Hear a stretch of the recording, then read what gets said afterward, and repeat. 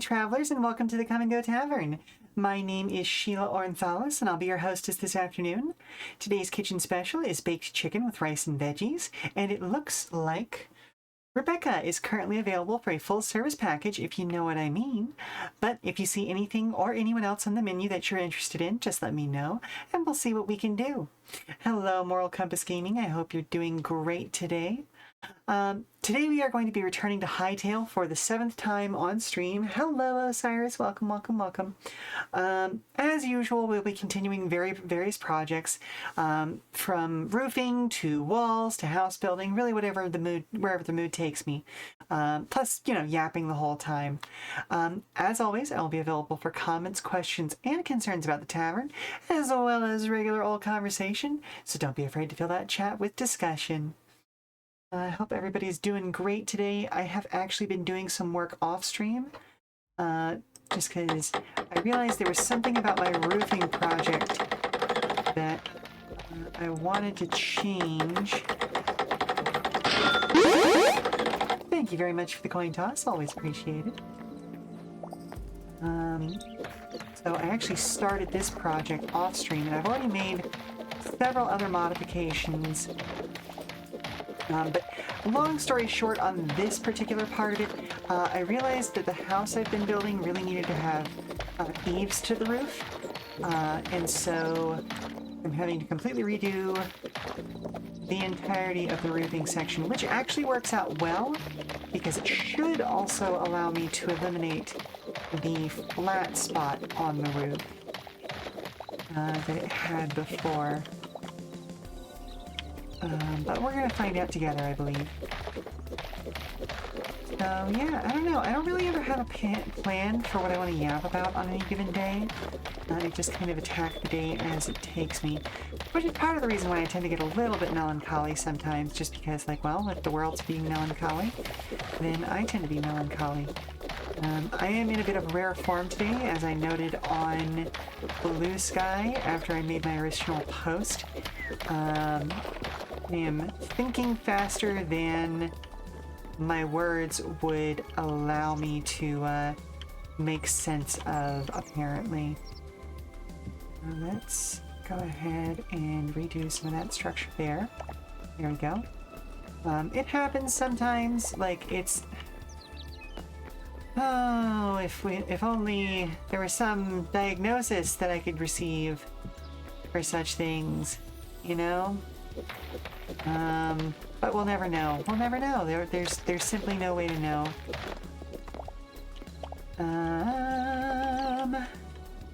Let's see. Block can go there. Rejoice didn't play. Oh, it played, but it played over the top of the intro screen. But that being said, let me go ahead and... I should still be able to manually trigger that. Where is it? There we go. Rejoice in the glory of combat! Oh. There you go, there you go. You get your full rejoice.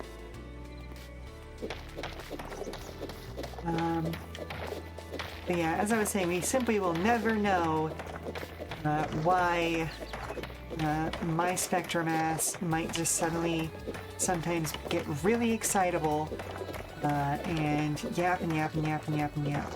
Maybe it didn't play on y'all's end because I'm not sure, but I might not have the audio for it set up to work in the intro screen. But I know I definitely heard it on my end.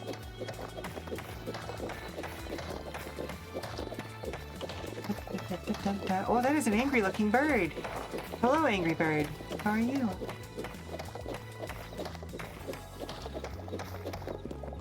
I also see a bear out on the hill over there. You can stay over there, bear. That's fine. I'm happy to have you over there.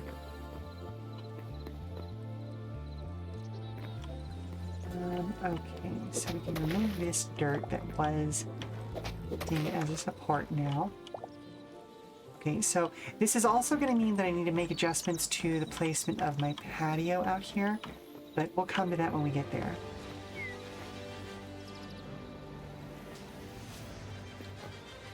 Let's see. Oh, thank you very much for the actual size, Coleman. How are you doing this morning? I was lurking in your stream earlier, but I had to dip out about 20 minutes ago.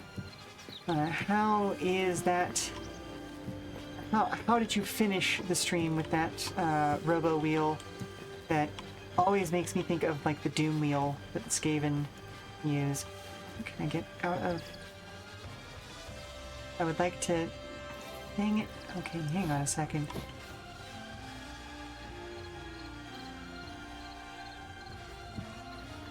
Get right here. How's about that? There we go. Oh, right, because I also need to, Sir? Sir?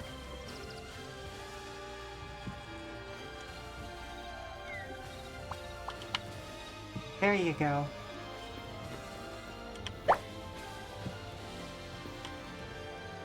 Get actual size. Yeah. All the wheels are done. Pilots for later this week. Would not recommend attempting to stack the Robo Donuts on your...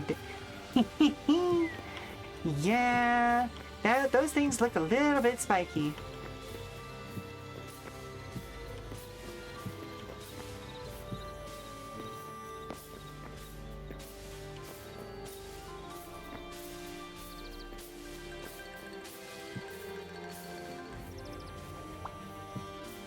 There we go. Okay. Now we need to place this, and we need to start making some adjustments to the size of the support area. Although, honestly, can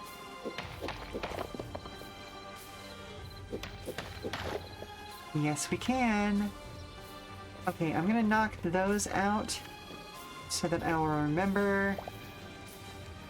Like, I can knock... Well... I guess I should probably go ahead and knock this out.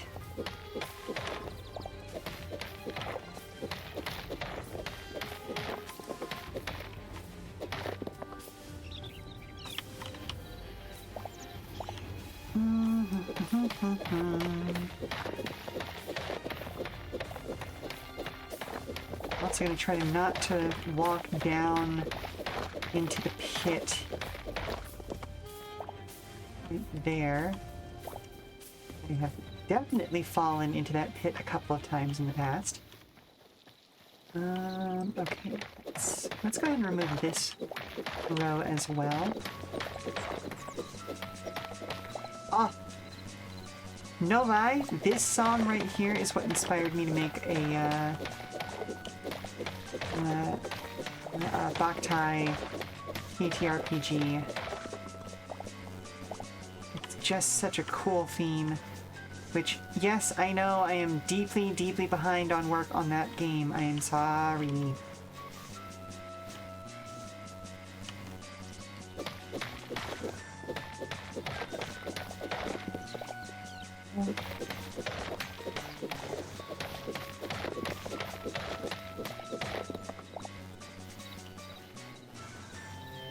It's one of those things where I only have so much energy for projects in a given time, and while my energy levels have been getting better over the last couple of months, they are not perfect yet, you know what I mean? I mean, nothing is ever perfect, but I hope that makes sense. Like, just, again, I have limited energy in a given day, and it sucks that that's my existence now, but, you know, there's only so much I can do about it. Oh, right, this is from Shadowrun Returns.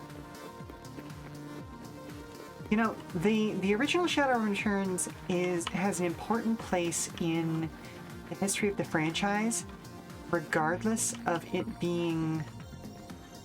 Wait, hang on a second. Where did it... Hold up.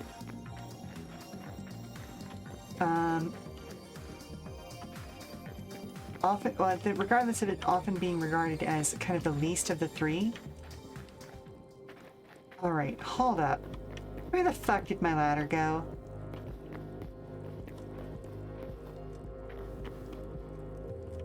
Not in here.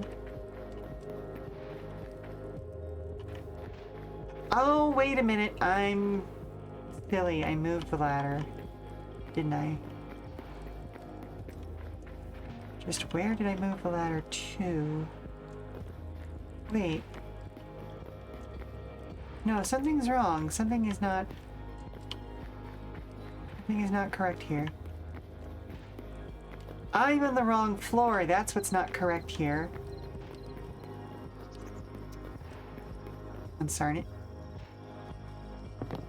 There we go. Okay. I was on the underground floor, and I needed to be on the above ground floor. Okay. So we're gonna jump. And up. Up. This will all be easier to track once I actually start getting furniture in here. Oh, and actually, hold up.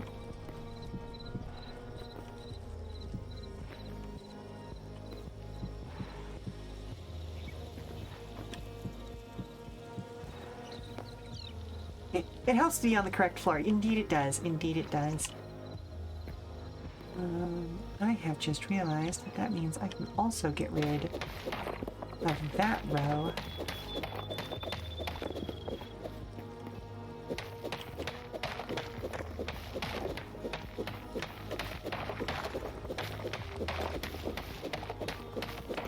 And have more roof, or like kind of loft space in the... I'm gonna keep calling it a garage, even though like it's not, like we don't have cars in this game, so it's not strictly a garage, but you get what I mean. Oh, also, I've gained a jackalope in here. I don't know how he got inside, but, you know, here we are. Also, in doing a roof expansion, I managed to trap the wolf. It has been kind of out towards the southern side of the space, so he is no longer a danger to me. I hope he is enjoying his locked-in life. Where'd he go? Where'd he go? There you go.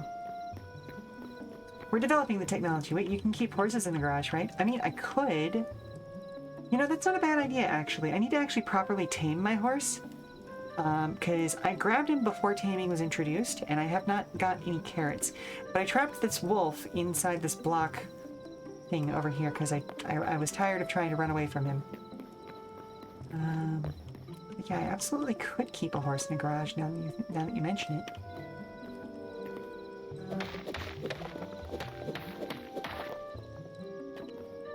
You know, let's just go ahead and...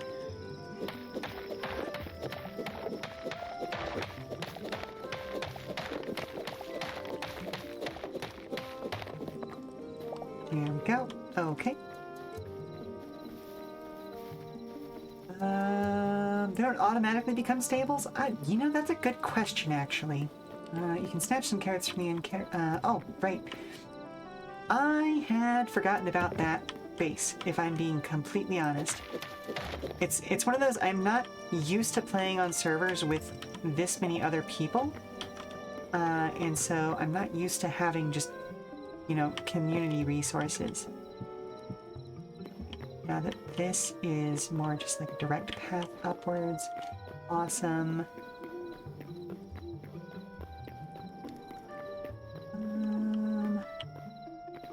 Ooh, nighttime is going to make this a little more difficult, isn't it? Not by much, thankfully, it looks like. Okay, yeah, this is from the Ocarina of Time soundtrack.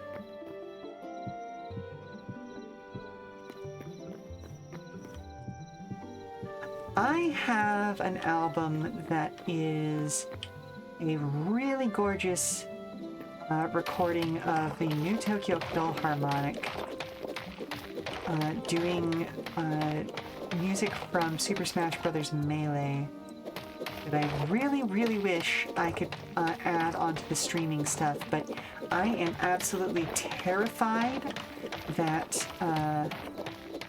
that would get flagged for content stuff. Because it's not directly out of the video games, it is a recording of a symphony orchestra. And so I can't share that with everybody, but I do know for a fact that that album is available on archive.org. So if you just do a Google search for it, you'll find it. Or just go to archive.org directly and search there. It is one of my favorite albums of my entire life, and I am in that, like, strangely, I don't want to say honored position, but like I got the album originally because I got it as a resubscription bonus for Nintendo Power magazine way back in the day when that was a thing that they did, and it was a really nice thing, you know? Definitely made me feel... Oh, actually no, not there. Needs to be over one more. Dang it.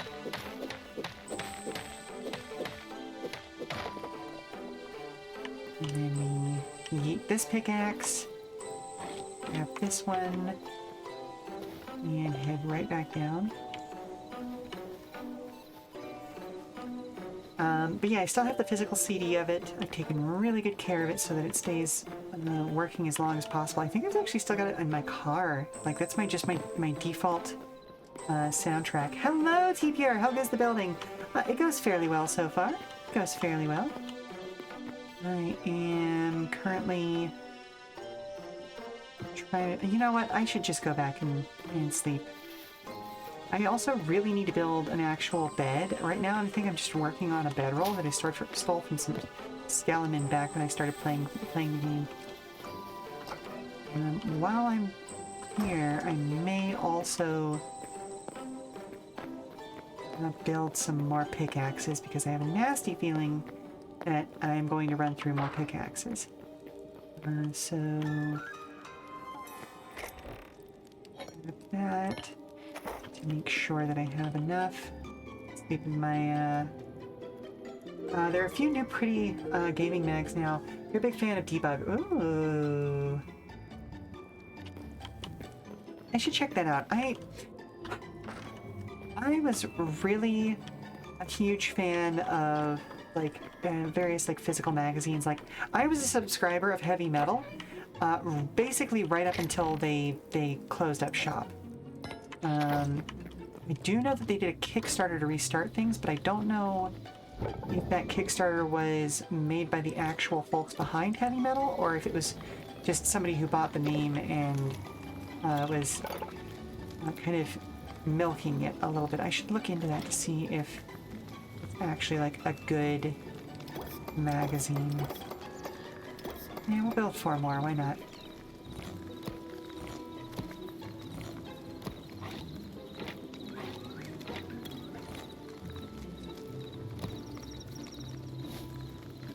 Because I always loved Heavy Metal. It was a great magazine. Nintendo Power was good.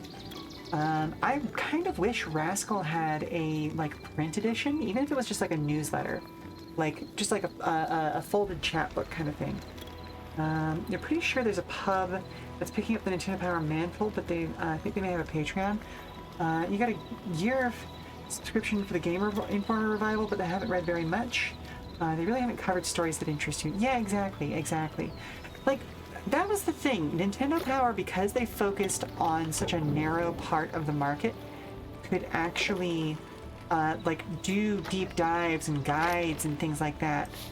That a lot of gaming magazines just never touched upon. And that was one of the cool things about Nintendo Power to me. Like, okay, my subscription to Nintendo Power ran for long enough that I actually had the comic book style guides for Pokemon Red and Blue that featured like an actual like game guide for it in the first like half to 3/4 of the little sub book that then had the original Pokemon manga in the back few pages. Like, and that was just a thing that was like shoved into the Nintendo Power that you had to like, it had a perforation that you then had to tear out. Yeah, no, like I'm old, I know it.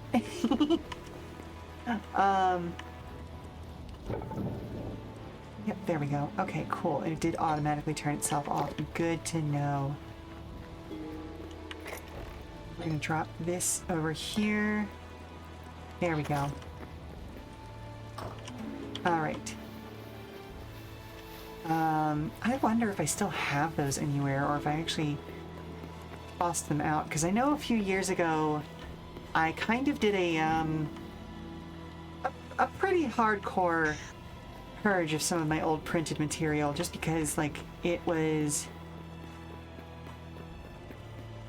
we needed to move a lot of our storage and on top of that one of my storage units had some flooding issues and so it a lot of my stuff got damaged and I was very unhappy about that, but you know, there's only so much you can actually do about such things, and so I lost a fair amount of printed material, unfortunately. And I don't remember if my Nintendo Powers were a part of that.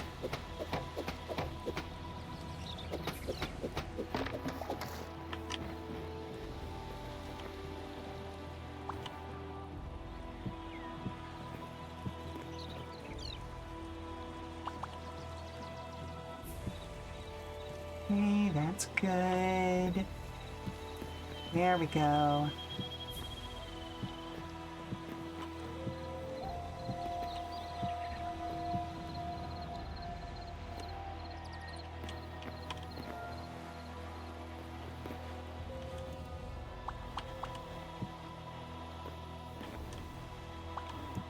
Rotato. Which, by the by, I fully blame Gata for my use of Rotato. It's one of those things that I forget, like, they were having a bad day at one point, and this was way back in the Twitter days. Yeah, I am well seasoned, thank you. I appreciate that. That's a very nice way of putting that. But what was I saying? Oh, right, the Rotato. I fully blame Gata for that one, because... Oh, that's got lyrics to it. I need to skip that. Hang on. I love that song, but again, always paranoid that anything with lyrics is going to get me flagged. And I hate that we're there because, again, that is part of a video game soundtrack. But then again, it's also audio-wise a bit of a nightmare if you have a singer in the background above a certain volume when somebody else is, like when you as the presenter are trying to talk. Okay, so we're gonna leave 2 layers deep. We are going to break the 3rd layer, and that's still gonna give us a little bit more working space for the loft part of the garage that I'm gonna do later. Because what I want to do is essentially create like an upper tier walkway where I can put like workshop spaces in or like storage. What I'm thinking I'm going to do here is kind of like set this up like a workshop storage like you would see in a theater. We'll see if it works out, but like I'm thinking the upper floor could be like flats and things. We'll see if there's space for it. Ooh, actually, you know what? I may come back through and replace these 2 rows with like half-size blocks to give myself a little bit more visual space as far as clearance goes. But that's a later project. Right now I'm just trying to like shore the space up.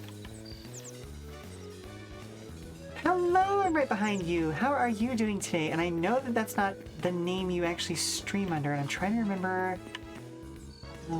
what your name is.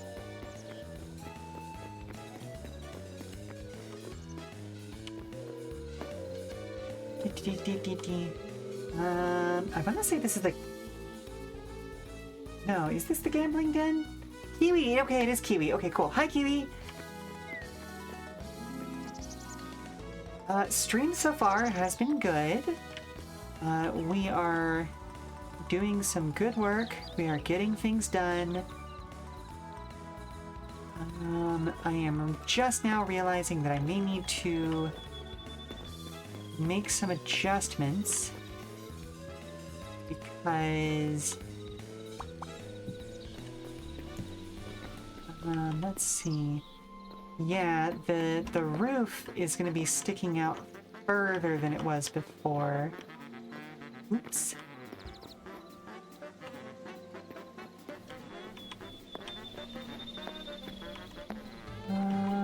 Did I stick this one out too far? I may have. Oh, I see what happened. I see what happened. Okay.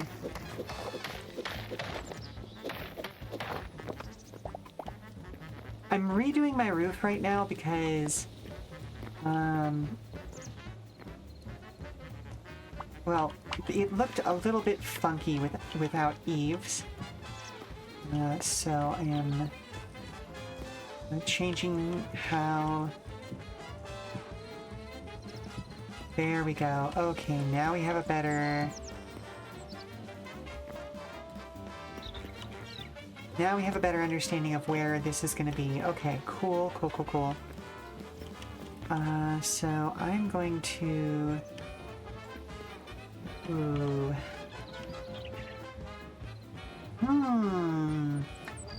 Eaves do have a lot of effect on the architectural style, right? And they just look so much better.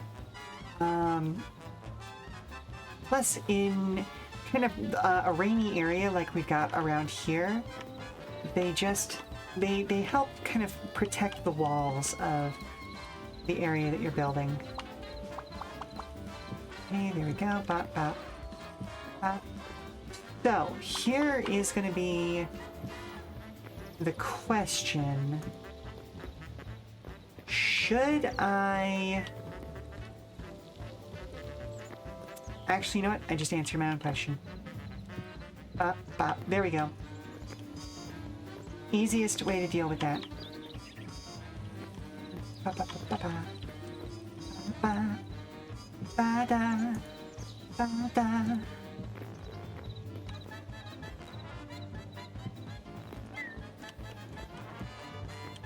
Sorry, I got distracted by my own background music because this has made me want to start choreographing like a swing dance number. This would be a fantastic piece to do some choreography to. Okay, so we need 2 layers. Okay, and then we can bop, bop, bop. There's 2.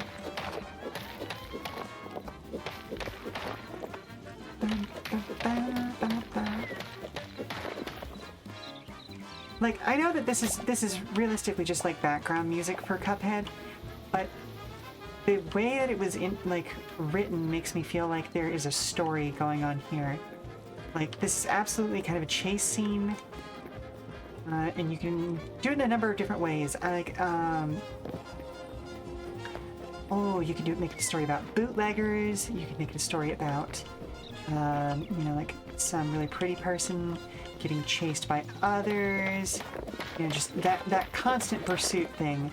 It's very popular in this particular era of like storytelling and or just the very 1920s sort of style. Like, I know for a fact that there's got to be at least one Betty Boop cartoon where she is just trying to have lunch and is being constantly pursued by people who want to mac on her. Ah, yes, spider versus bear. Let them fight. Or not, I guess.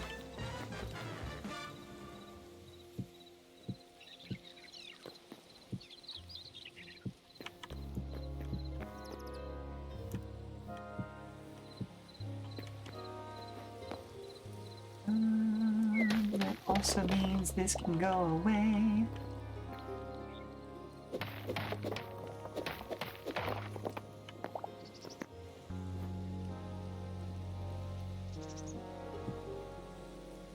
Guess that's part of the main wall.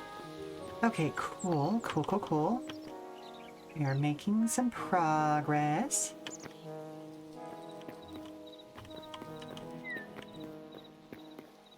Alrighty. I do wonder why roof blocks get a little twisted like that sometimes. Like, it doesn't want to go into a place where it should be able to go by all means.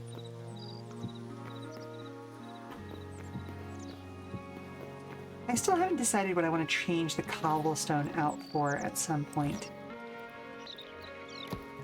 Because the cobblestone is not a permanent fixture as far as these walls are concerned. It's definitely going to become something else. I just haven't decided what.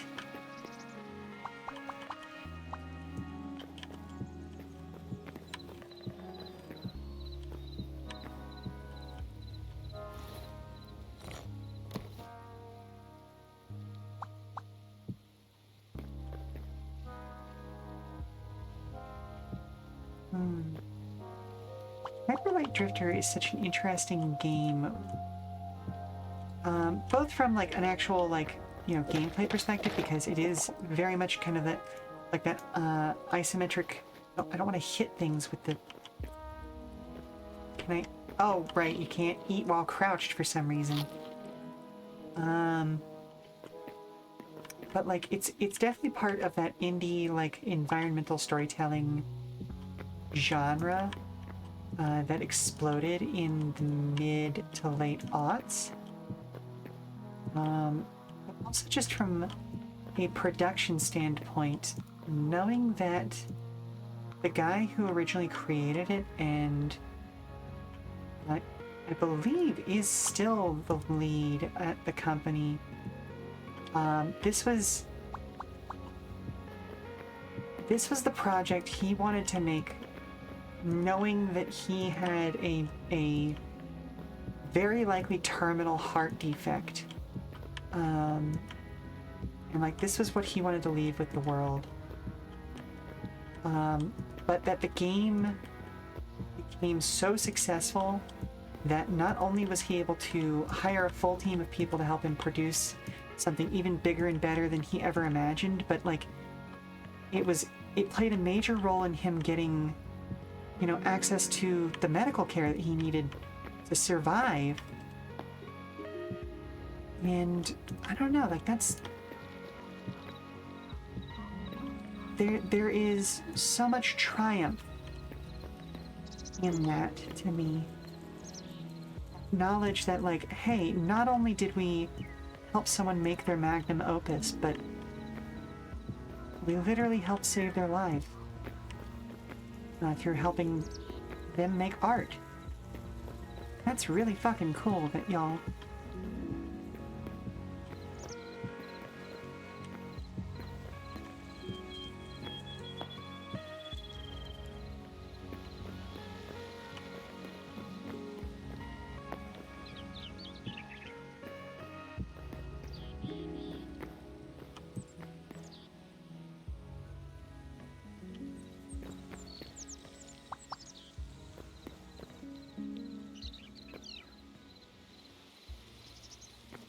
Hello? There it goes.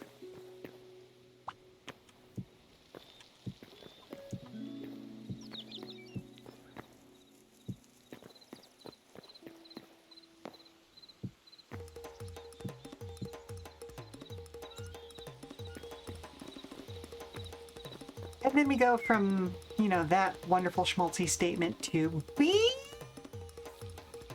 At least I'm pretty sure this is the bees theme from Animal Crossing. Yep, chased by bee.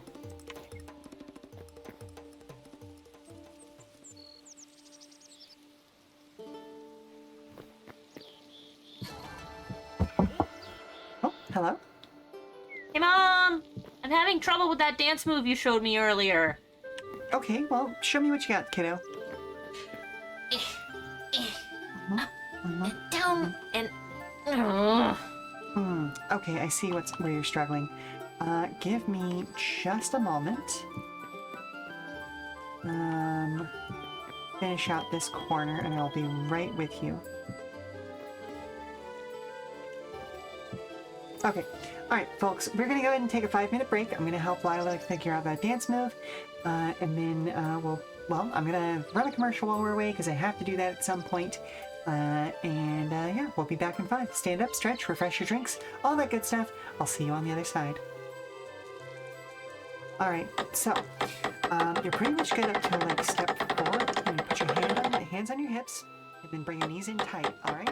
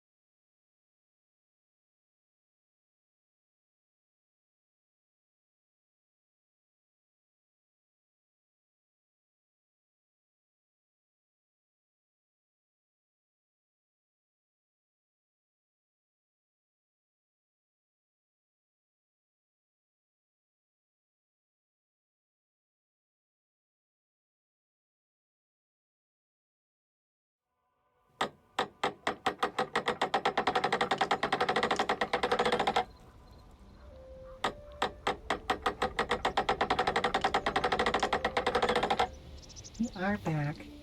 And yeah, Osiris, art does save lives. There are so many people who would not be in the world today if not for the art they've been able to create. And that others have created. Like, it's one of those things that it feels trite to say that art makes life worth living, but for a lot of people it does.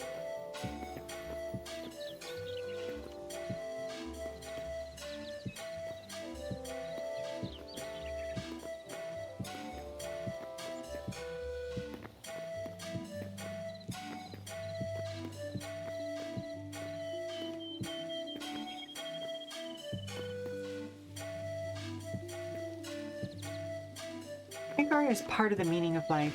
Yeah, as much as I can attribute any specific meaning to life, yeah, I would definitely say so. It helps.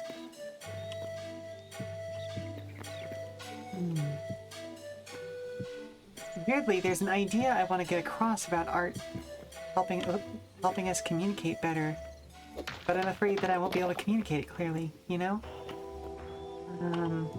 It's a way of sharing our experience with others, to explain ourselves in ways that aren't normally available to us.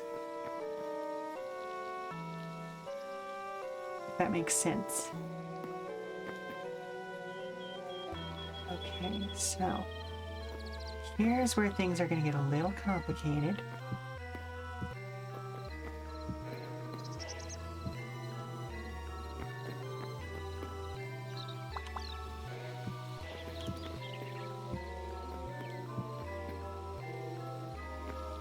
I have to rethink how I do my roof access, because now it actually comes up to a proper point. Means that I'm gonna need to do an adjustment here.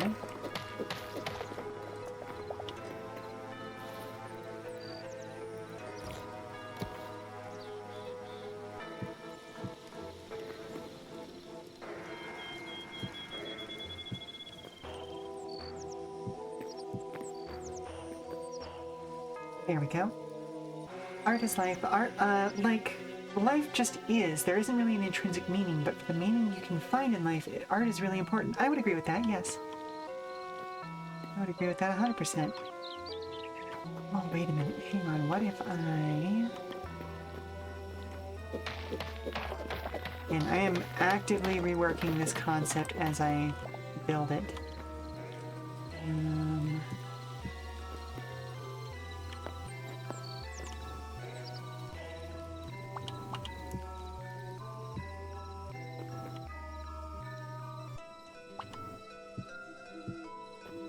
There we go.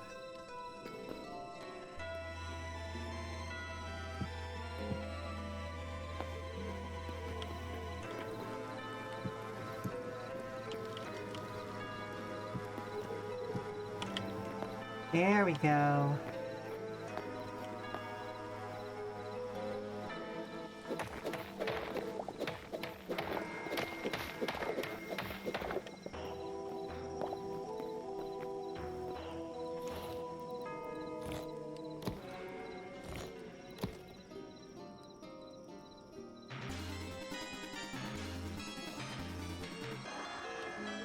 Art affects or is affected by every part of life, the good, the bad, all of it. I would agree with that 100%.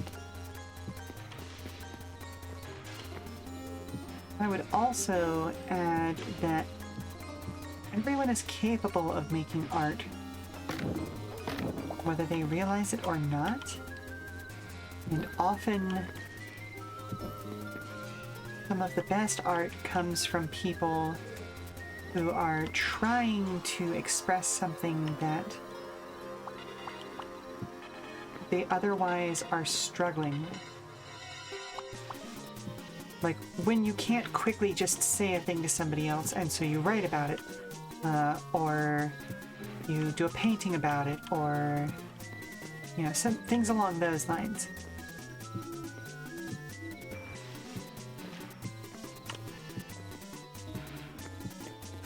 Do an interpretive dance about it, that sort of thing.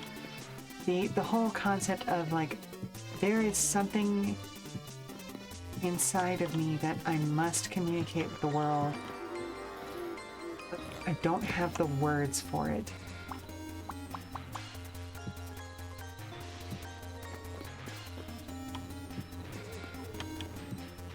And even if it's a simple thing, even if it's just pure joy, joy at existence, that's still important. That's something that the world needs more of, you know?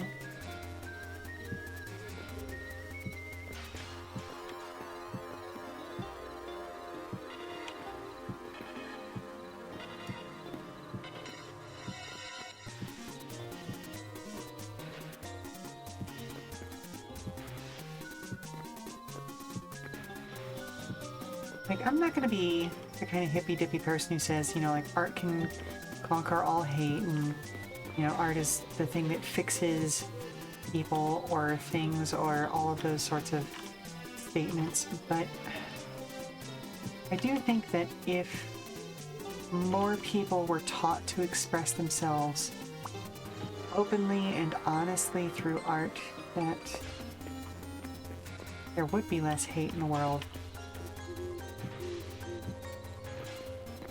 Not necessarily because the hate wouldn't exist, but because it would be more common to vent it, if that makes sense, without hurting others. And I am very much on the listen for lyrics in this song, because I know that there is a lyricless version and a one with lyrics. Nope, there it is. There's the lyrics. Dang it. Okay. Tricked again. If you've ever seen brutalist architecture, you would argue that the least artistic form of architecture is the only form of architecture literally built without life in mind. So, here's the thing. Brutalism actually is built with life in mind. Okay, so this is actually one of my very favorite subjects. So, brutalism is actually very specifically built with life in mind, because vast majority of like real brutalist structures, not just things that ape brutalism, but like real actual brutalist structures. Okay, it's not a full-on special interest, but it is my favorite kind of architecture.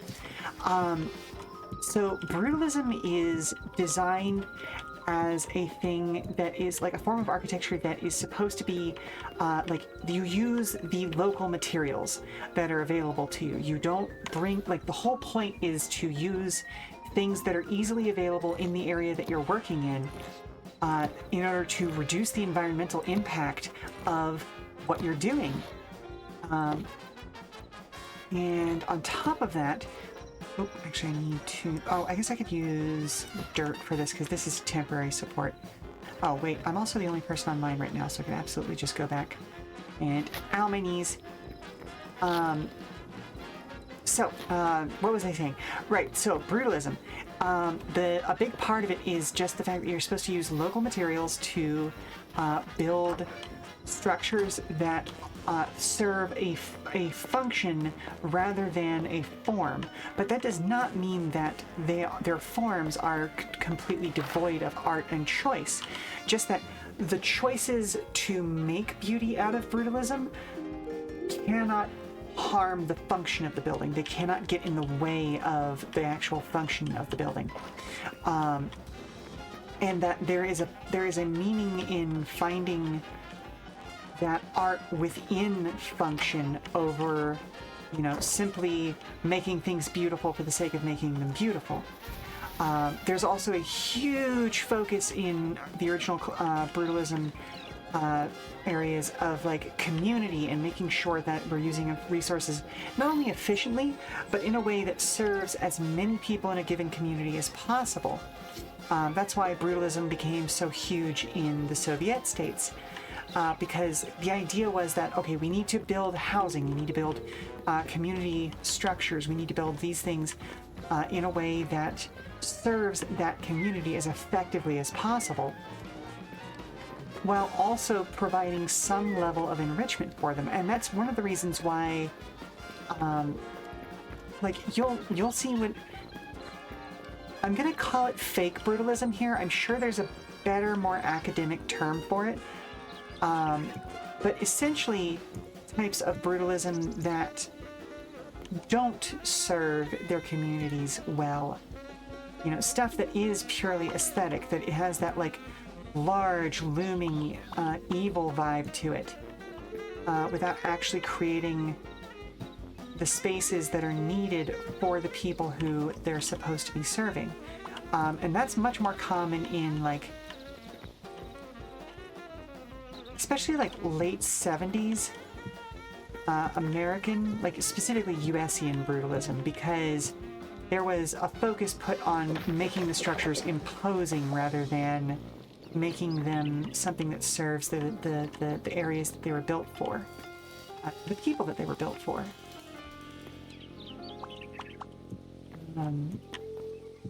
Oh my goodness, I really wish I could remember the name of the architect. Oh my goodness, there's a specific architect that I want to tell you to go and look at the work of, who just did really, really fantastic brutalist stuff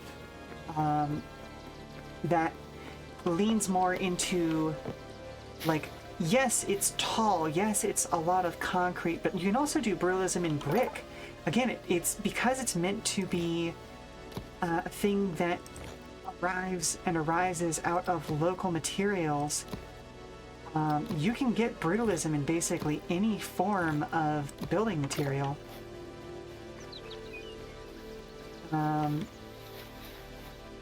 But oh, goodness gracious, again, I really wish I could remember the name of this architect, but like, while it is still his work is still recognizably brutalism, instead of being daunting, it feels more like it draws your eyes skyward. It feels vaunted is the best word I can think of for it. Like, it feels like the building is soaring. And it leans into that majesty of like, this is a cathedral. You know, it's still, it hits those same notes that Gothic cathedrals do of like, this is something that humanity can only build by working together with one another to actually make something larger than all of us. And I desperately wish I could remember the name, but like, there are also a lot of brutalist buildings that include bits of nature built into them. Le Corbusier? I don't think so, but the name does sound familiar, so there's a possibility. But like, an important part of certain eras of brutalism are also, as I was about to say, integrating nature into the designs. Because, well, you know, again, since you are trying to use the materials from the world around you, well, nature is a part of that. And so including things like plants and other similar situations in the actual building of these buildings just made those structures all the more impressive, you know? Okay, big head bump hours right there, but it's fine. This is purely like an occasionally used roof access area. Does that play nicely? Yeah, I think that plays nicely enough. Yeah, I think that plays nicely enough. Or should I raise the height of... No, I think I'm fine with having these like little dig-in spots and things like that. But yeah, now again, brutalism, when it's done badly, fucking sucks. You know, nothing is more dreary than bad brutalism. But when brutalism is done correctly, mark of not only a good designer, but also just a designer who has hopes for humanity that go beyond... I don't know, I lost track of where I was going with that statement. That just kind of go beyond, you know? It's a really weird thing to describe because, yeah, no, like, so much of the brutalism that does exist is bad brutalism. And I am certainly not going to argue that fact. especially when it comes to a lot of the stuff that people are more familiar with, you know?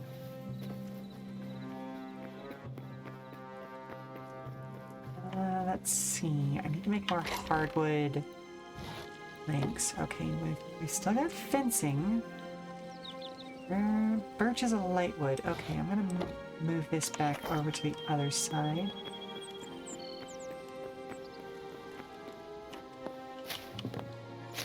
But yeah, I don't know, like it kind of falls in with my love of cassette futurism, where a lot of stuff that is, oh my goodness, I really only have, okay, that's dark wood. Oh goodness, I was building stuff out of dark wood. Oh goodness gracious, I need to not have that in there.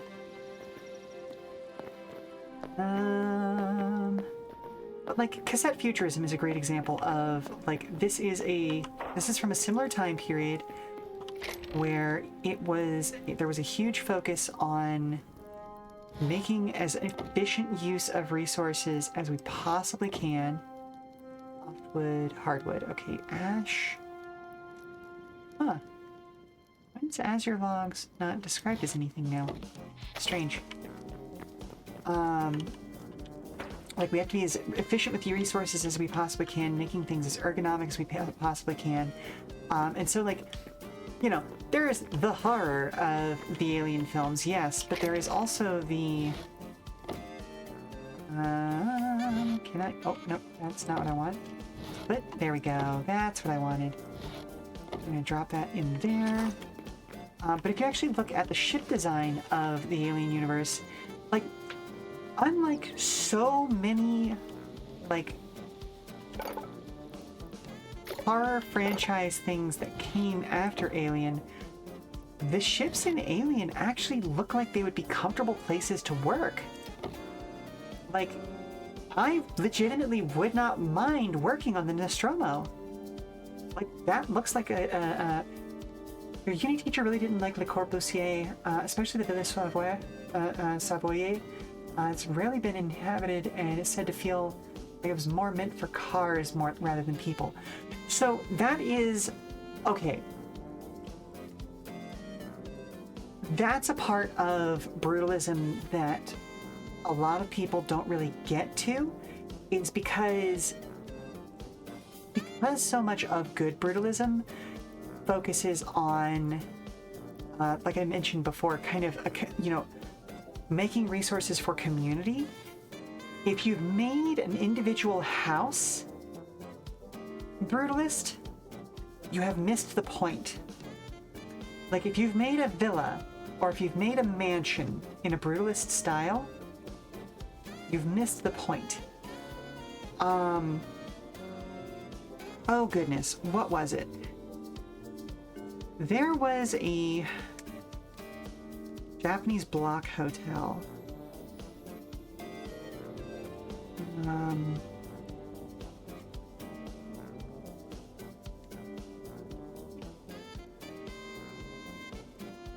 Wasn't it? I think actually it might not have been a hotel. It may originally have been an apartment complex. It was a very, very cool building. It was only demolished a couple of years ago because of ongoing issues with the original design.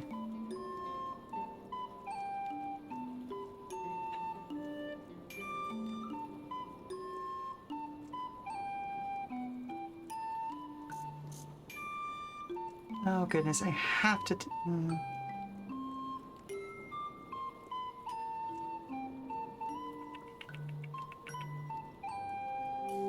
Alright, well, it's Nakagin Capsule Tower. That's the one.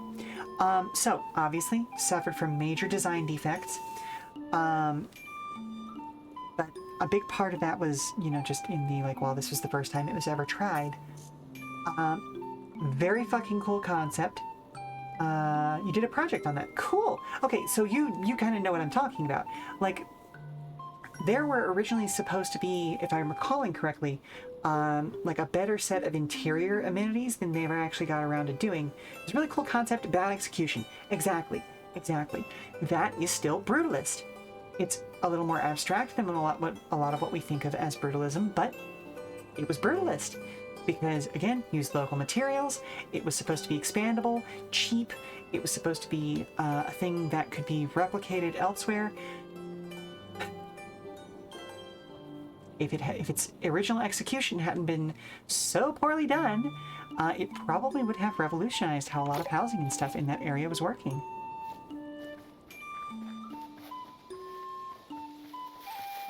But that's the thing, when brutalism does get artsy, people often don't recognize it as brutalism.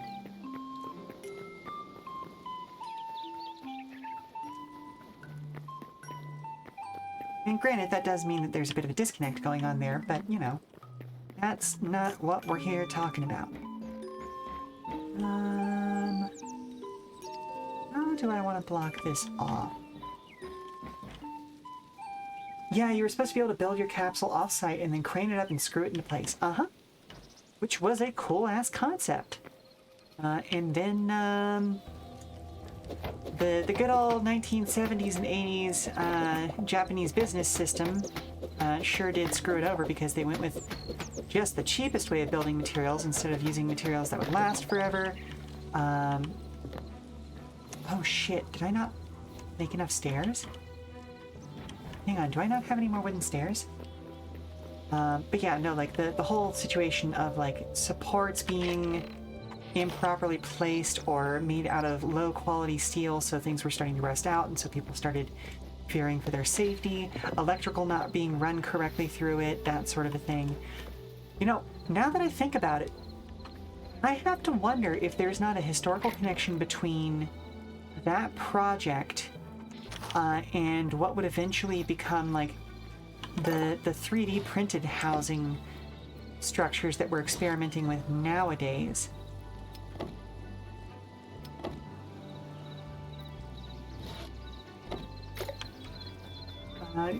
Really sad that they took it down after the 7 years you took off from uni.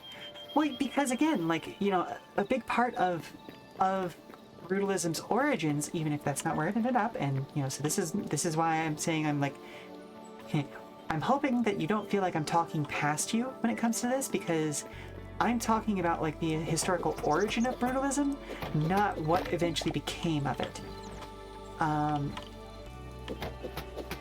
I hope that makes sense, because I don't know, I have been told that I am a bit of a pie in the sky dreamer type, because I like to see the beauty that can come of things even in their most basic forms, which I think is part of the reason why I like brutalism, is that it can be so beautiful if it's carefully considered. Let's see. Nope, that didn't do what I wanted it to do.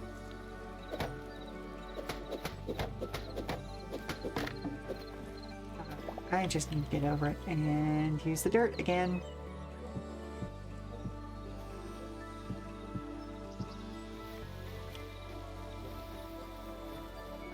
"3D printed houses are really interesting, would not be functional in all climates. That's where Earthship comes in." Well, and I have to wonder if there would be a way to adjust those 3D printed housing units to something that would be useful in more climates, simply by... Oh, actually, I just came up with an idea. Changing up which materials they are using in a given area to something that better fits that given area. It kind of gets into some of the more interesting methods of housing that were made by First Nations folks, where like the same culture would, son of a gun, use different materials based on, well, different locations. And so while you see the same shapes of construction, you see, you know, certain areas use different types of clay, certain areas use like reed and thatch, certain areas use hides and things like that. Earthship is based on using recycled materials that are sourced from local locations. Ooh, very nice. I wonder if brutalism is the origin of Earthship. Would be interesting to look up. Wait, and that's the thing. Like, it's one of those things that you can see kind of a generational connection between a lot of these things. Doot, doot, doot. Yeah, I'll go ahead and add that there.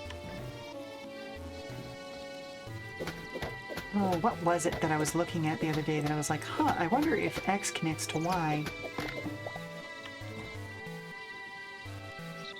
Can we get the stairs to do what the last set did? Damn, no, fuck. Disappointing.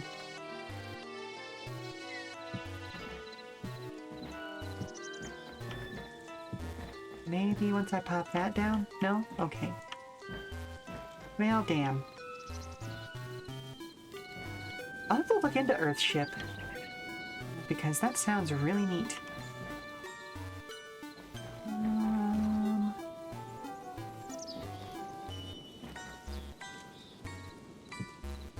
I'm gonna do that there. Oh, that's not what I wanted at all. Dang it! Dang it!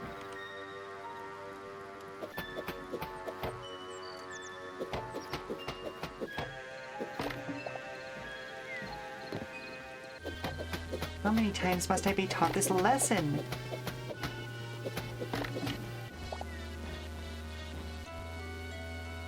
Just rotate. Okay, okay, okay, now you're just being a jerk.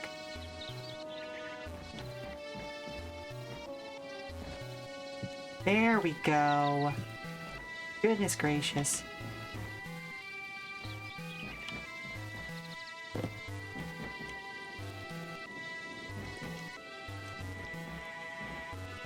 Would you kindly rotate into the position I want you to be in?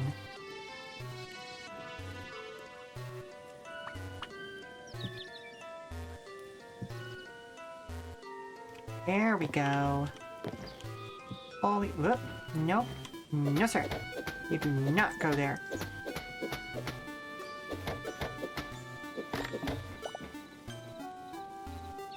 Also, you're not talking over past me. You love talking architectural, otherwise I wouldn't have studied. Okay, fair enough, fair enough.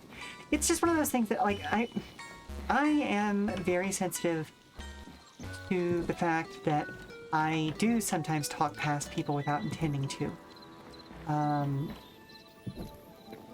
It's one of those things that I know I have such weirdly broad interests that, I don't know. I tend to speak as if I am an expert on things when I'm talking about things that I am fairly certain I know about. And that can rub people the wrong way. I don't ever intend it to be that way, but it just, you know, even if I'm not an expert, even if it's just something that, like, oh, well, I learned about this because I went on a tangent one day and just got really, really fucking interested. Do that, up, up. Goes there, that goes there, that goes there. Ooh, and then I can get rid of these two. There we go. So that feels like a great staircase, actually. Oh my goodness. Oh, and this means I can actually move this staircase out by one.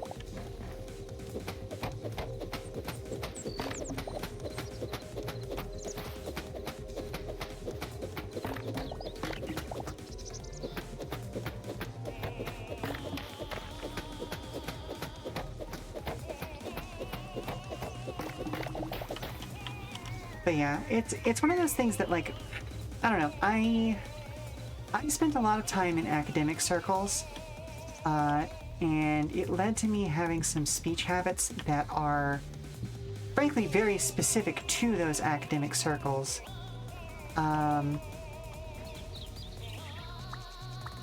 Because you get taught to speak very definitively about subjects with which you are familiar. And if somebody else has better information, then you're supposed, and again, this is supposed, I like to think I'm a better academic than a lot of academics, or a lot of other academics, I should say,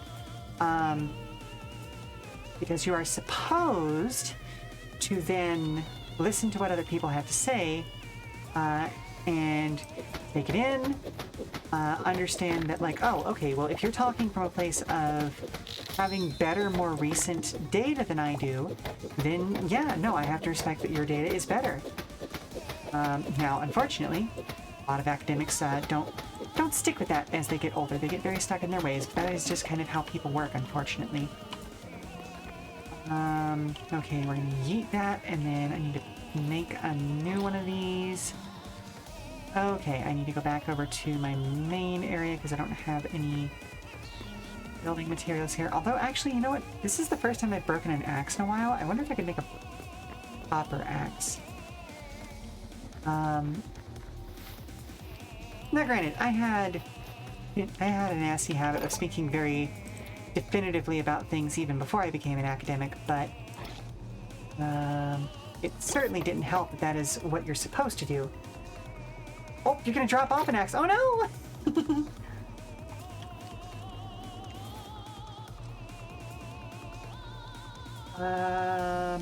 Oh, I need to catch up on stuff. The vertical planks on the stairs are a nice touch. Thank you, thank you, thank you.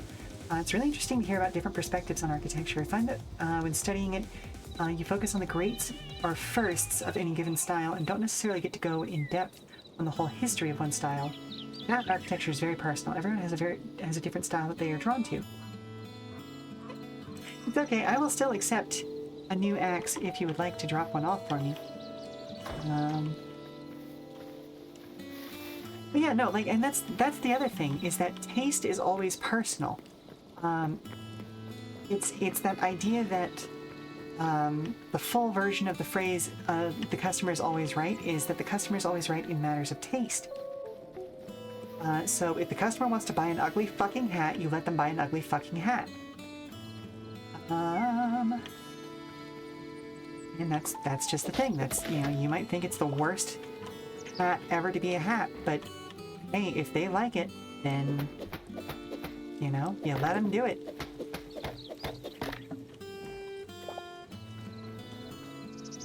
Okay, and we should have just enough stairs to make this work.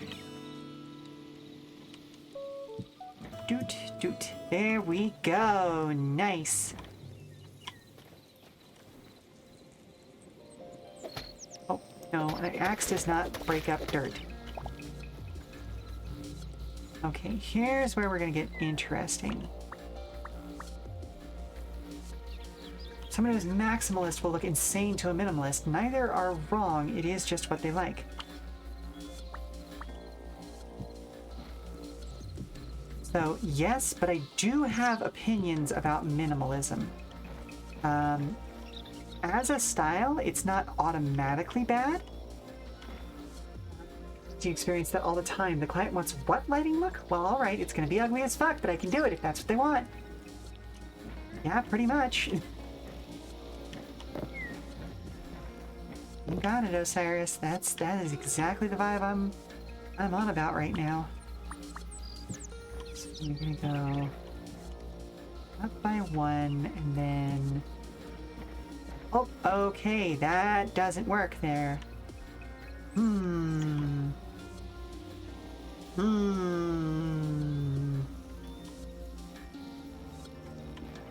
Well, this is a problem.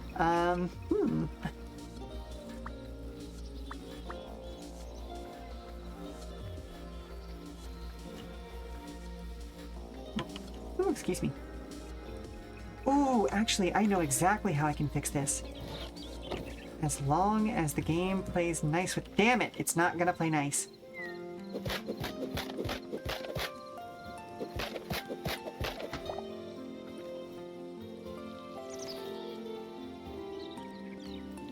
You want a brown with a green undertone? Okay, it's your house. Flip side of that is the client wants what? Where? No. That's gonna kill someone. Absolutely not. Tell them I can't be done. Hang on a second. Oh, thank you. Did I already pick it up? Ooh, thorium. Thank you very much.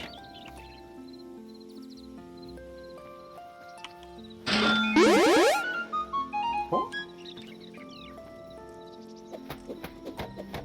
Hello, collared kiwi. Or is that you, kiwi? And you're just on a different kiwi.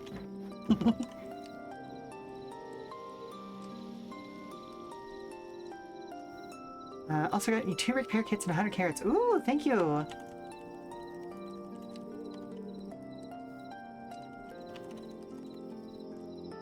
Amazing. Now I can properly tame my horse. Ah, different collared kiwi. Okay, cool. It's weird that we have 2 kiwis in chat. Listen, you'll have stairs that will kill you unless you see them in real life. Okay, kiwi. You know what witch stairs are, right?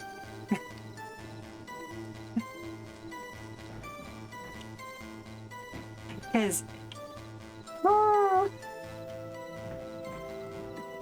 I have absolutely had someone look me straight in the face and say, "Yes, I want witch stairs on this."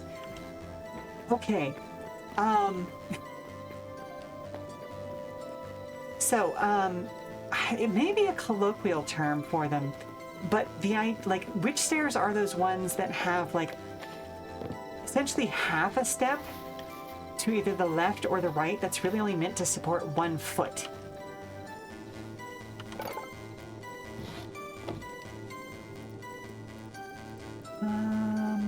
Okay, we're gonna make... No! Oh, you need to look these up! Oh, they're awful! Oh, they're terrible, they're atrocious! Never ever use them in anything, but also they are kind of cool from a design standpoint.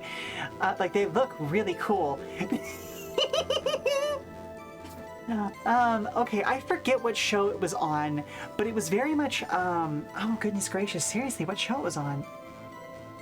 It was one of those, like, 1970s, like, comedy shows where, like, a lot of the joke is the husband is cheating on their spouse.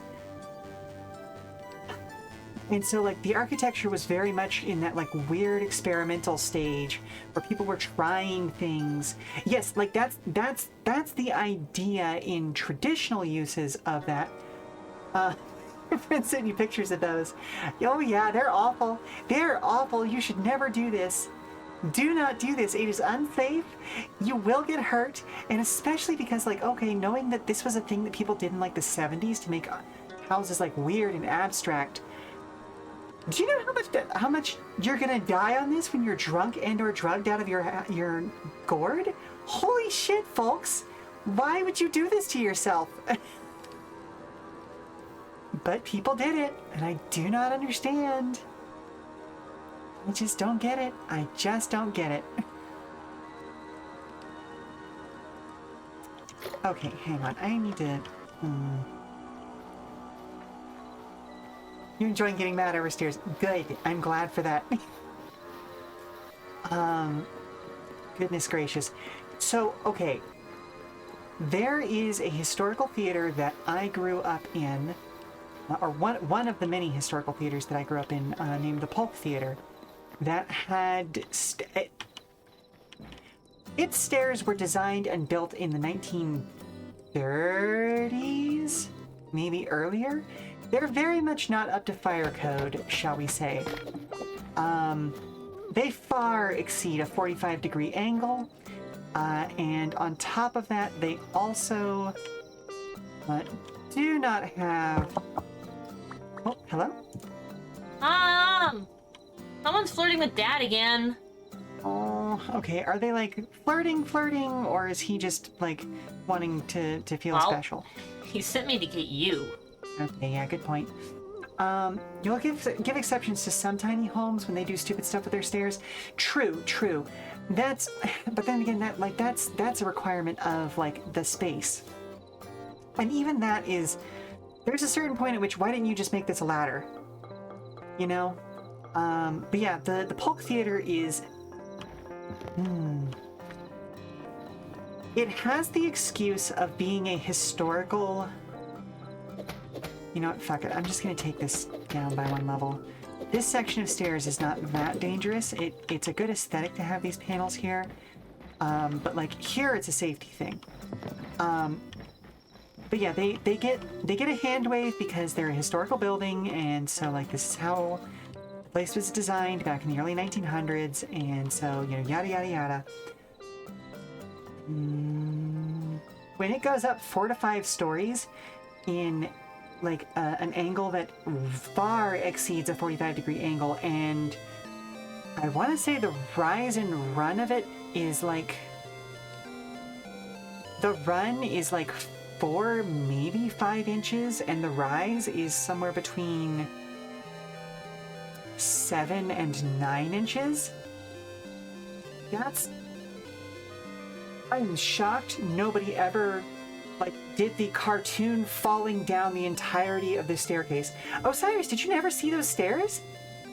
How did you never end up backstage with me to see those stairs? They were atrocious. They were absolutely bonkers. But this was also the only way to get to. You've used those stairs, but you're calling out the dimensions. The 7 to 9 on the rise is normal. That run, yes, that was the problem. Like 7 to 9 rise, fine. I would prefer, and this is because I've done a lot more theatrical design rather than architectural design. They're similar, but just distinct enough that you don't want to mix them up. I prefer a rise of 6 to 8 inches. Run should be 10 to 11. Yeah, exactly. Like I tend to do a rise of 6 and then a run of 12 because that is safer for actors. Because it is a much more predictable slope, and it accommodates everybody's foot size, and it's easier for people to take at a run. Oh, you were in the Mikado with me, right. I forgot about that. But again, that's a stage step versus an architectural step. But anywho, I need to go save V from being heckled too much. So I will be back in 5 minutes. Everybody stand up, stretch, do all that good stuff. We'll be back in 5 minutes, all right? So who is it who's heckling him today?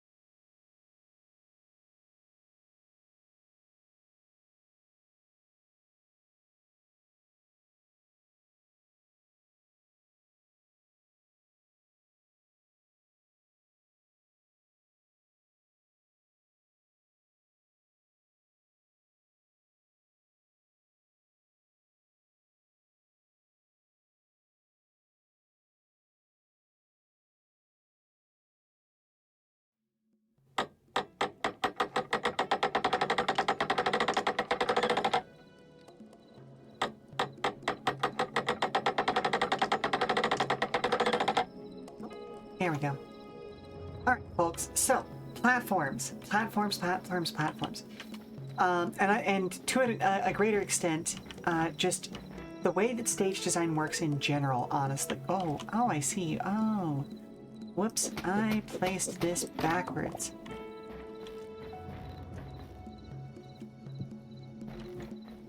There.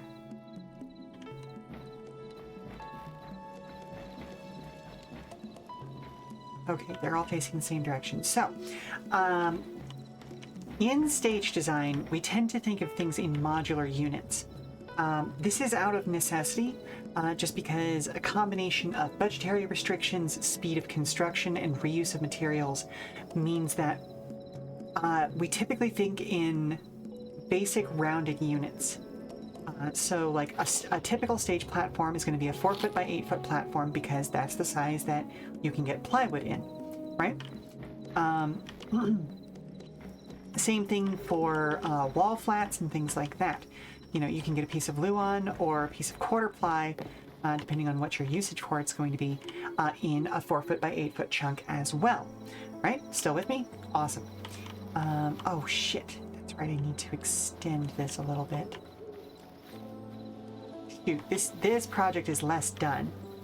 You can get OSB in 4x9 or 4x8. Easier to source 4x8. Right, and that's the thing. Everywhere has 4x8. Also, we typically don't use OSB because a lot of the conditions that we put stuff through do not like OSB, shall we say.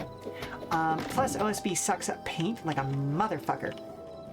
So it's not really appropriate for theatrical use. So we tend to use actual, like, full bore plywood. Like, you know, the classic stuff. Usually 5-ply is the lightest that I would typically go. But you can use 3-ply in a pinch. There we go. Okay. All right. So let's see. How much further out do you need to be? You need to move 2 out, and then that's going to make it a width of 1, 2. Yeah. So 1, 2, 3, 4, 5, 6, 7, 8, 9, 10. We then need to also adjust the depth. 1, 2, 3, 4, 5, 6, 7. Actually, you know what? I don't think I want to adjust the depth. Maybe I'll adjust it by 1. Oh, and it's nighttime. I should probably go sleep. That's when S, T, and G is what we order for your decks. Fair enough. We tend to use... So, for platform decks, we usually use just, like, BC plywood. Just kind of that standard old stuff. If it has to be a particularly nice-looking deck, we might go up to, like, AB plywood. On certain projects, we'll go like ABX just to make damn well sure that it's actually going to hold up for a really long time. But that's a very specific use case. But again, you know, it's full bore actual plywood instead of OSB, specifically because plywood sucks up paint a lot less than OSB does. Now, if we know that we're going to be putting like masonite down as like a decking material on top of the actual platform decking, then yeah, we can use OSB in that case. But you never have a guarantee of that, so a lot of your stock decking tends to be out of like either AB or BC plywood. But again, getting back to it, 4x8 units. And then like the easy subdivisions of those units. So 4x4s, 2x8s, those sorts of things. So again, we're looking for easy subdivisions that can be manufactured very, very quickly and very, very easily and cheaply. Bop, bop, bop, bop, bop, bop, bop. I need to go manufacture more of those. because speed is always an important factor in how you're building things, because often you'll be building 2, sometimes 3 shows at once, and reusing those same materials over and over again. If at all possible, as whole units, but sometimes it's not actually possible, so you have to disassemble old stuff and use its materials to make new stuff. Hello, Circuit! How are you doing this morning? I am dumping about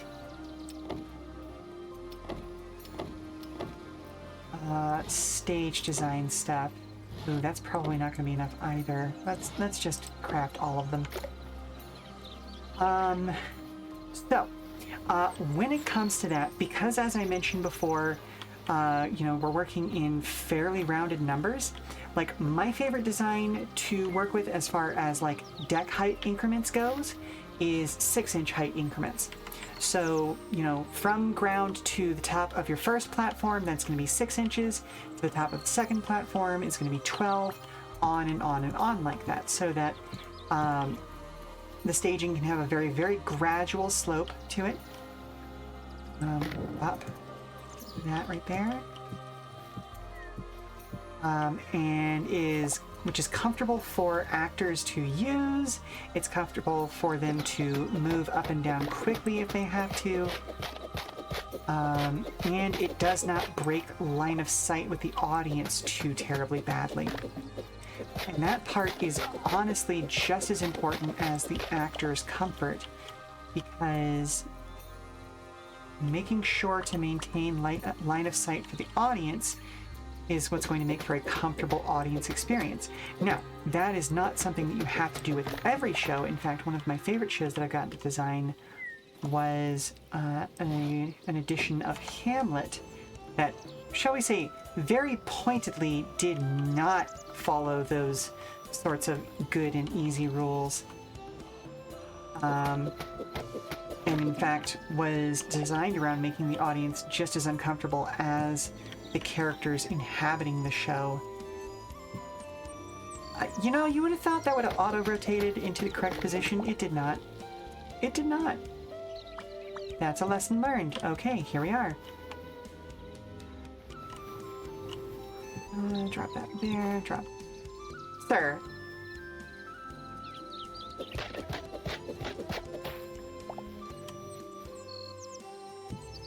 There we go. Goodness gracious.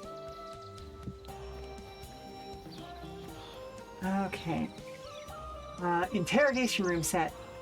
Yeah, well, it wasn't an interrogate. Well, it was more of like a holding area set. But yeah, anywho. Oh goodness, where was I going with all this? Oh, right. So, okay, so 6-inch rise for each step in that case. Now, you can do bigger jumps. It just then needs to be iterations of 6 inches, because again, everything is meant to be modular. It's the idea of keeping things symmetrical, but also making it easy specifically for actors to safely interact with a given area of the set. Because if you change the way that the levels are changing too terribly much, then that can lead to people taking missteps and getting injured, all that awful stuff. So, like, you could do 6 inches to the first platform, and then, let's say, 36 inches to the next platform that you then have a set of stairs going up to. Osiris, it was designed to be a combination of things. Like, a psychiatric ward was one of the things that it was suggested to be, but also a supermax prison was another thing that it was meant to be kind of reminiscent of. The idea was that you shouldn't be able to tell exactly what it is. Do I want to extend it that far? Yes, I do. Ah, right, okay, yeah, there you go. It was one of those things like, oh goodness gracious, and actually, hang on. Let me see if I can find a picture of it for y'all real quick. I think I've shown this on stream before, and like, I don't have a huge amount of kayfabe anyway, because I was a government employee for a really long time. And the stories, like the books written about me as a character, were written under my my working name anyway, so I don't really feel bad showing these sorts of things off. Hang on a second. I'm gonna go into studio mode real quick. Select that. Bring the image in. Up. Where are you? Where do I go? Follow the river. Where do I go? Follow the signs.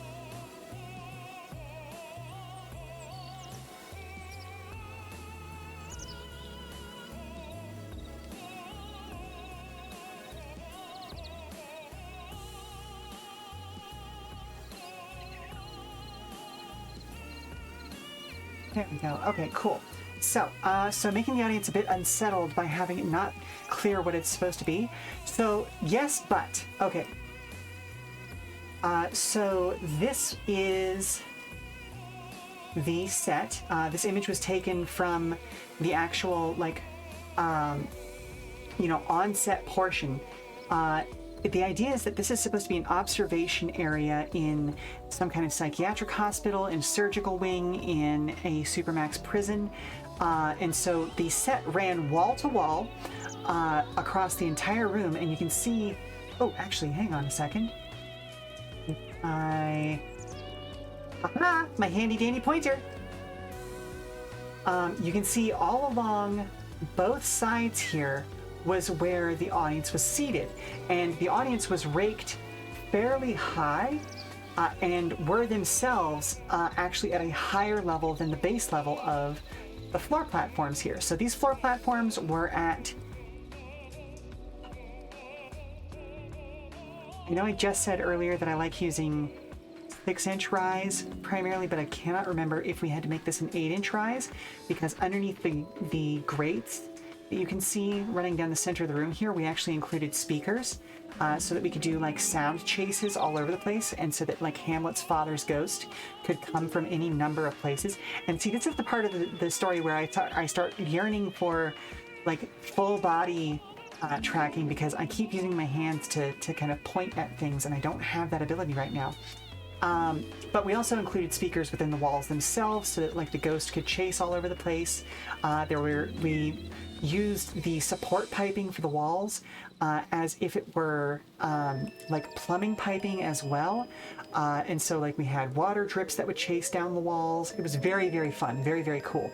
And the base level of the audience was actually higher than the floor of the set. So that no matter where you were in the audience, you were always looking down into the room, as if you were in that observation theater. But we had the two sections of the audience facing straight towards each other, and actual live camera footage from various parts of the set pointing both inwards towards the set and outwards towards the audience, to really emphasize the feeling of always being watched, always being observed. Which helped to drive home some of the things that Hamlet talks about, you know, when you have that amount of power, you are always being observed by the world, and that's what contributes to the madness of leadership. Of you have no privacy, you are always in the public eye. But that also extends to everyone in a modern context, because we all have cameras on our phones. There are always security cameras watching us. Nowadays, we are having to worry about like flock cameras that feed information back to government sources and things like that. It's terrifying, and that was a big part of what that particular version of Hamlet was trying to discuss. And I was very, very happy that I got to do a lot of work on that. It was also for a college, so there was some of the construction was not exactly up to the standard that I would have liked, but at the same time, that's people learning, and you have to learn at some point. You can't start your career, you know, knowing how to do everything the best way possible. So I worked for that college for 10 years. I was very, very happy that I got to be a part of that many people's journeys in learning how to do these sorts of things. Because, yeah, like that's just, oh my goodness, I cannot cannot express how honored I was just from being able to, you know, work with that many people to teach them a valuable skill and a valuable. Yeah, I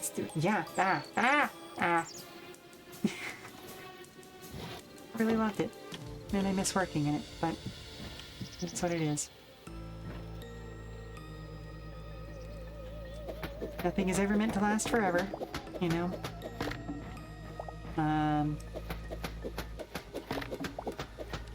There's no, like, shameful reason or anything that I had to stop working at that college. I was actually set up to be career, but I had to leave for my own personal safety and the safety of my IRL spouse.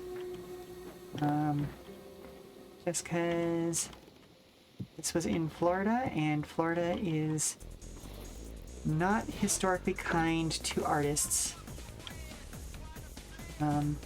Yep. And that's the tea on that. But anyway, I'm gonna try not to be too maudlin about that fact. I am living well now. Even if finances are a little more strained than they once were.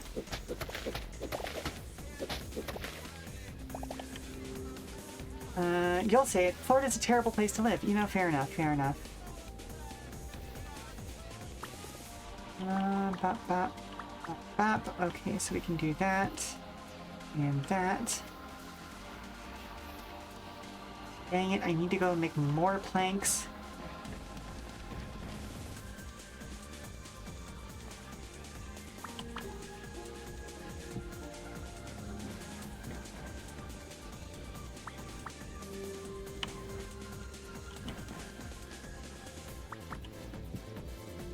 Yep, I definitely need to make more planks, but Hope is a much better place to live. It is a much better place to live. For those of you who don't know anything about the lore and what Osiris and I are talking about, the Come and Go Tavern is in a little town called Hope that was started in the aftermath of a really, quite frankly, like really awful event. There used to be a city named Prospect nearby that was destroyed as a result of, well, a lot of things really, but like the biggest part of it. Oh, hello, little frog. Hello. I'm sorry to be scary. Let's see. Are you an oak? I hope you're an oak. Yes, you are an oak. Well, long story short, a goddess who had, I'm gonna say, become evil. The story is a lot more complicated than that, but I don't have the time to get into everything that happened with her. But basically, her cult, the cult of Bibella, eventually ended up causing the destruction of this town. And so Hope was basically established as a place for, or I shouldn't say town, Prospect was a whole city. Hope is a town. We started off as a little roadside inn, and just kind of grew from there. But anyway, like, we were established as a place for refugees to find a place to begin anew, and it exploded from there, you know? Because there's this funny thing that people do when they feel safe. They, you know, more people come and all that sort of fun stuff, and eventually, you go from being just a little roadside inn to being a whole village full of wonderful people who support one another. Oh my goodness, the roots to this tree go deep. That's a pretty big tree, to be fair.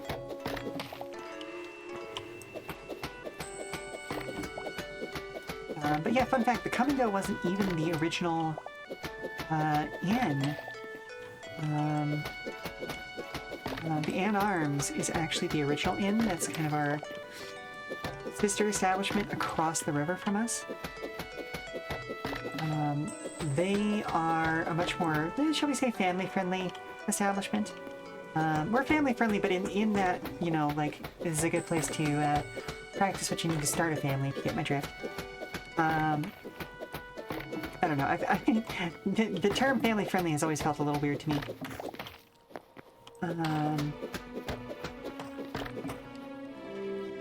Oh goodness, hang on a second. I am getting as much lumber out of this as I possibly can. Hello, fanboy Miss. I am just yapping about the backstory for the Come and Go right now. But yeah, we are in the town of Hope, in the Wyndham Empire. It's an empire in name only these days, but hey, I am gonna put a little mustard on it, you know. Is very much, they have not been an empire since, honestly, probably before the Untinian invasion, but they were, shall we say, a dying empire before the Untinian invasion. And then ceded more and more of their power over time during said invasion, and eventually just, well, as I said before, they're these days just an empire in name only. It's one of those historical things. The invasion was an awful thing that happened to everyone, both the people of Vania and the people of Antinia, because like they didn't really want it. Their leaders were the ones who prosecuted it and made them all do all of the awful things that came as a result of it. But you know, here we are. It's that's history for you, though. Goodness gracious, I've forgotten where I was even coming from. That love that take of but for starting a family. Yeah, exactly. And ninja friendly. It's family friendly, but you know, it's its own way. Okay, so let's take a look. Right, the whole point of doing that was I needed to get hardwood so that I could then take this back over to the other side of my little keep here.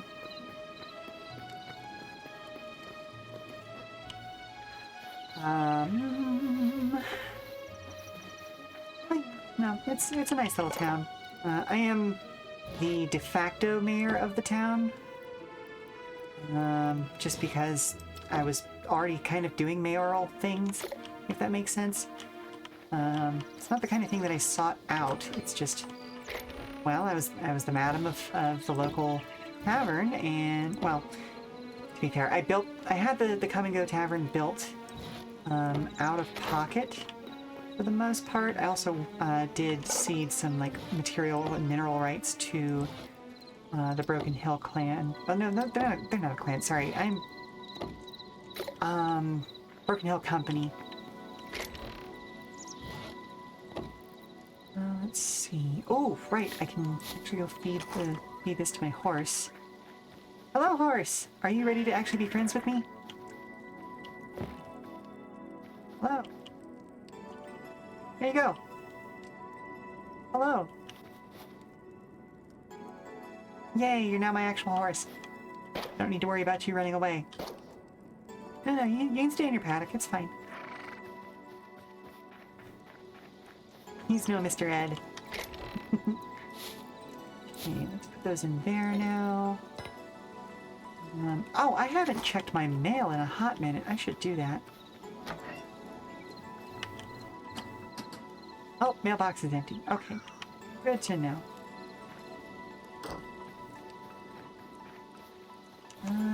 Okay, we've got 50 of these platforms. That should be good enough for now. Oh, what funded the tavern? Decades of prostitution. If I'm being honest. I was, in fact, for the vast majority of my adult life, a professional lover. Actually, no, I can't even say that anymore. I'm old! For the younger years of my adult life, I was what I would refer to now as a professional lover.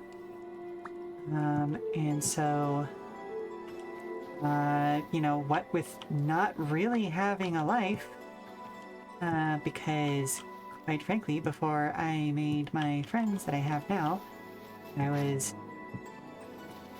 If I say that I was a workaholic, that's less depressing than the truth.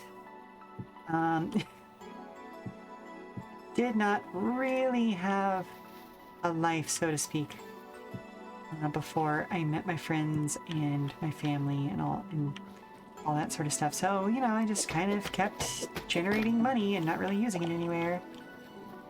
And so basically, I was pretty much just able to be like, you know what, I want to establish this here now.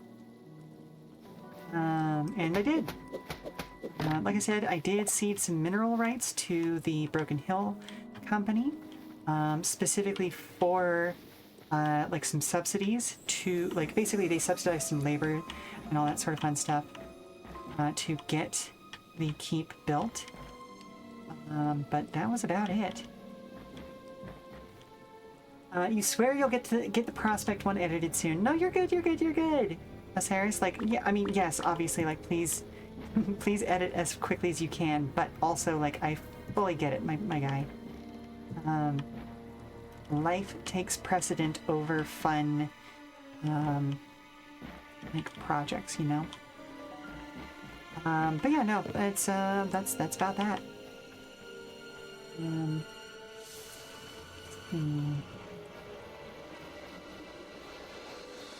But yeah, that's one of the reasons why I kind of slid into being the madam here at the Come and Go once it was built, because you can't really have this kind of a business without having at least one person be a madam.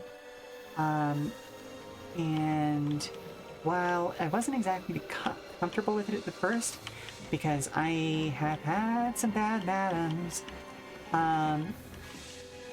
that was part of the reason why my friends and employees were like, yeah, but that's the reason why we want you as the madam, because you've been through the bad part of it and therefore want the best for us. And these days, business kind of sort of just runs itself. Like, I'll have to deal with nastiness every once in a while because obviously, like, somebody will come in and take advantage if you allow them to. But it doesn't happen that often. Oh, right, I can get rid of these now. So, bop, bop, bop. Bop, bop, bop. That's bop, bop. But plus, some of my current pros, yeah, life be lifing, exactly. Some of my current pros, particularly Irene, is also now training to be a madam herself, and so takes on some of the responsibilities of the duties, as it were. Particularly for me whenever I'm, you know, doing streams like this, or like when I need to go spend time with my family. Yeah, no, again, life in the Town of Hope is pretty damn good. And I hope that your life is also good. See what I did there? And of course, amusing to think about a Transformer trying to talk to the dead, getting old TV shows to watch instead. Interesting. Hang on. Where is the connection? Did I miss a post somewhere along the way?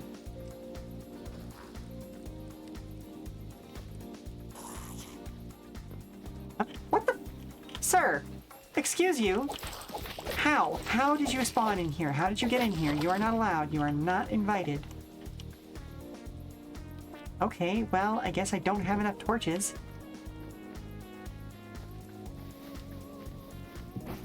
Goodness gracious.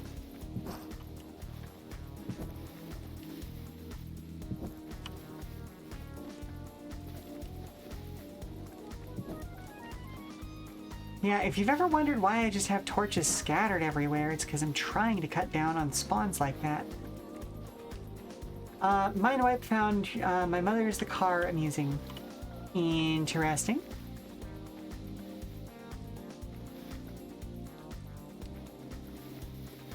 Still not quite sure I see how that connects here.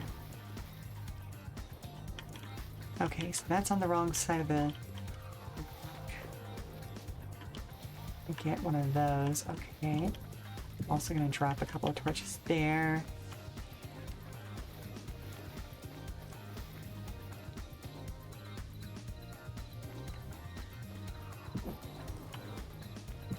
Things are a little bit dim in this area, so up, up, up.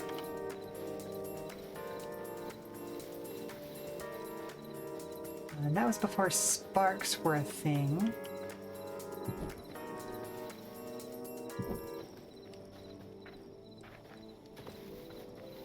I feel like we're having two different conversations at this point.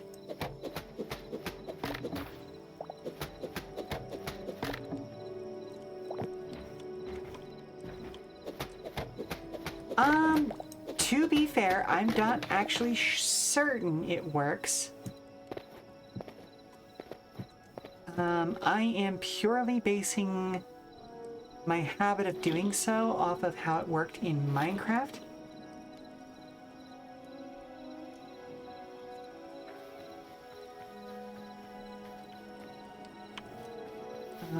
And kind of assuming that it still works here. But, okay, let's see. Oh, do need to plop some torches down up here now that this is done, so...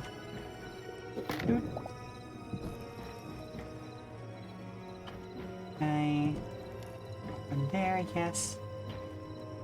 Drop one there. 1, 2, 3. Pop. And also kind of out of it, so you're being on another planet is fitting. Fair enough, fair enough. You've watched the solicitors. You've called them this so much, you forget their actual name. By your place spawn in the middle of the day. What? Huh? That's bonkers. What? But also, I do like that as a title for them. I think they're like, I don't remember if Gada's term for them, the Skelebums, is the actual like canon term for them, or if that's just the term that they came up with. I've just been calling them the Skelemen. But it is what it is. Okay, so. Nope, that's just our Jackalope friend again. Jackalope is fine. You're fine. You're good. Ow, my knees. You know, you'd think I'd stop doing that.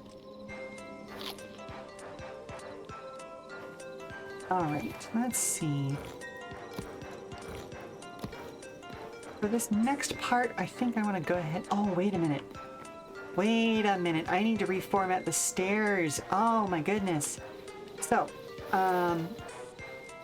I love how this set of access stairs ended up. Because you've got access from both directions.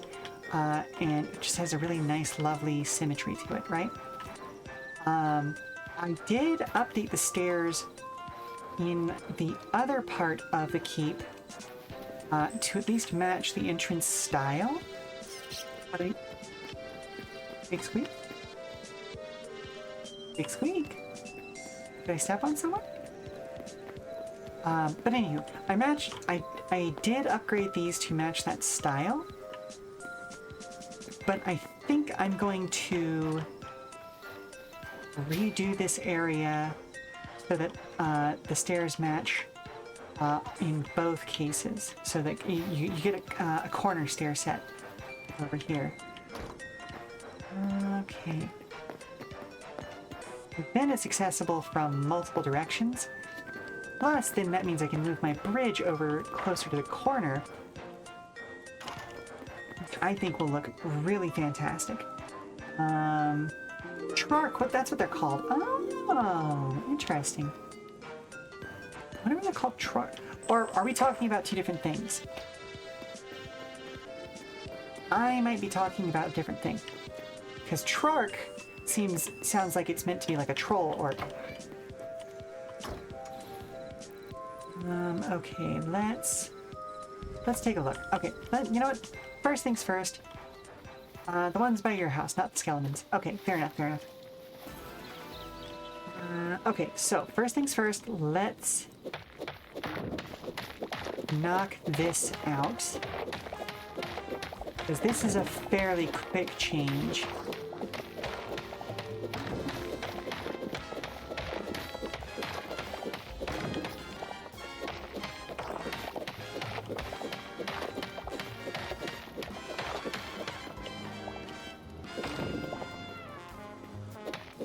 Ooh, this is a sexy little tune.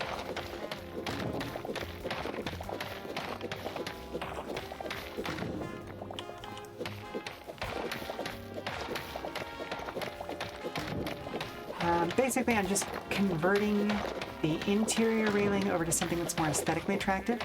Whoop, whoop, whoop. We've got lyrics. Thank you very much for the hydration. Let me go ahead and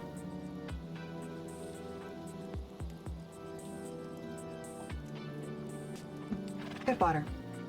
Yeah, they keep respawning by the front door. Okay, yep, nope, that tracks. I fully understand the name for them now. Ding dong.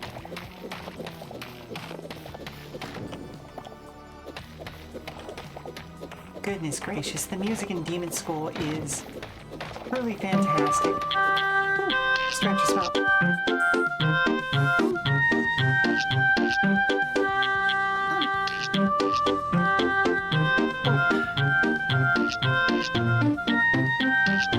Good pops. I really need to figure out what's going on with my left shoulder because it has been aching for weeks at this point. Part of it was because there was a point where my IRL spouse was ill, and so I was sleeping on a couch in my office. Just because, like, we need to make sure that nothing is Gross spread. bug inside again. Nerds. Did he let loose, or does he still have a hold of it? It's in a jar, but Okay. Lynn's looking at it like it's candy. Of course she is. Okay, I'll be there in just a moment. But basically, like, I was sleeping on a couch for a minute, so that I didn't get sick, and I'm pretty sure I just had my shoulder compressed basically that entire time. And it righteously messed up how that shoulder is feeling.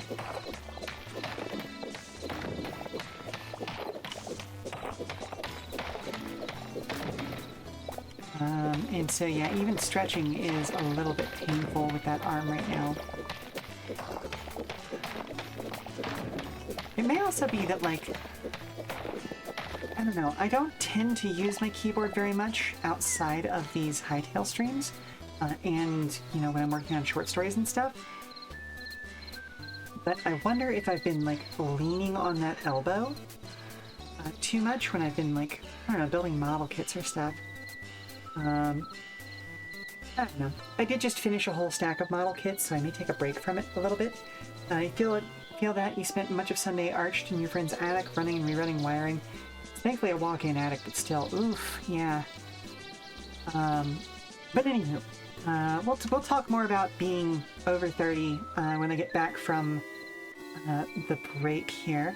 I will see you all in 5 minutes. Stand up, stretch, do all that good stuff, refresh your drinks, and we'll commiserate about being old more in just a minute, alright? Talk to y'all soon. Alright. Please tell me it's not a brightly colored bug this time.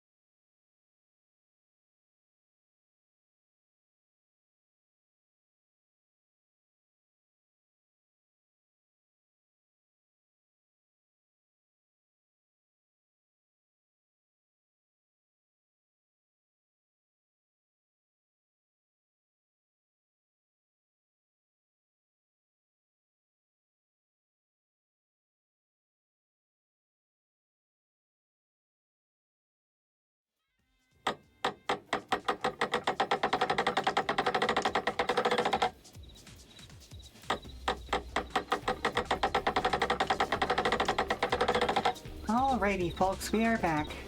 And yes, I agree, joints never stay where they're supposed to. It is incredibly frustrating. And then you pop connector piece. Whoa. Thank you very much for the parawiper. Okay then. Let's see. What was I up to? Oh, right, I was going to be dropping in some new fencing. It's a different stone color than the stones that make up the floor, which is a little bit annoying. But stylistically, I like it better than the one that matches this stone. Okay, I do have to stop about there, specifically because, like, this whole thing is about to get redone. You got 4,000 points, time to start spending them. Hey, fair enough, my friend.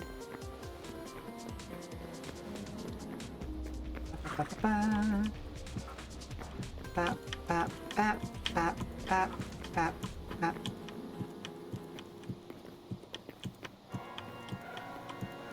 Well, you know what? Unfortunately, well, no, hang on. I'm gonna...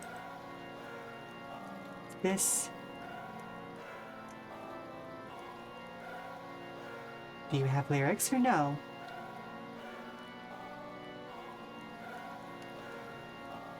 Because if you're just the background music version, I'll take it. Nope, there's the lyrics. Okay. And at this point, I'm almost afraid I might have to remove that entire soundtrack, because I think... I know that there are songs on that soundtrack that don't have lyrics, but... I'm like, that's the thing, I love that soundtrack! It was made... So, that game was made by one of the artists behind Paradise Killer.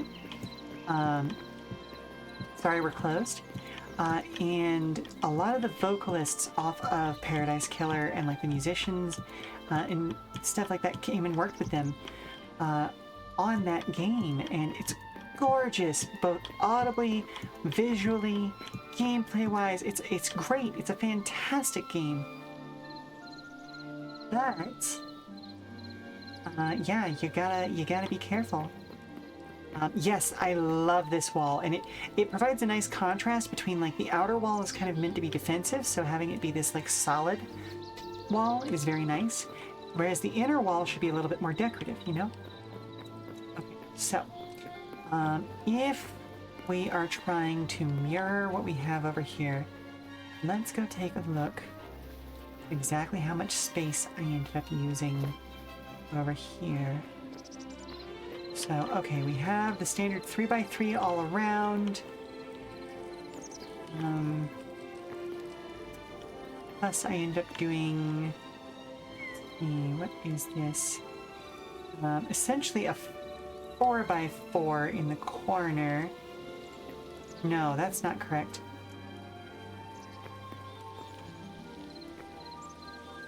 Well, I'm gonna call it a semi 4x4 because it cuts out this last corner chunk. Yeah, you like that contrast. The pop of sky coming through the railing adds some dimension. It does! It makes it look really nice. Like, one of my goals with this, especially once somebody mentioned that they originally thought that my area was a designed-in part of the game. Like, this was a chunk that had been just like dropped in when the world spawned. My goal as soon as I heard that was that, okay, well, I wanna support that concept as much as I can.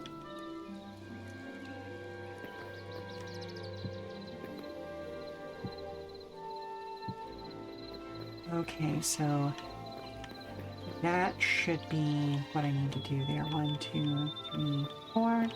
Okay. So that means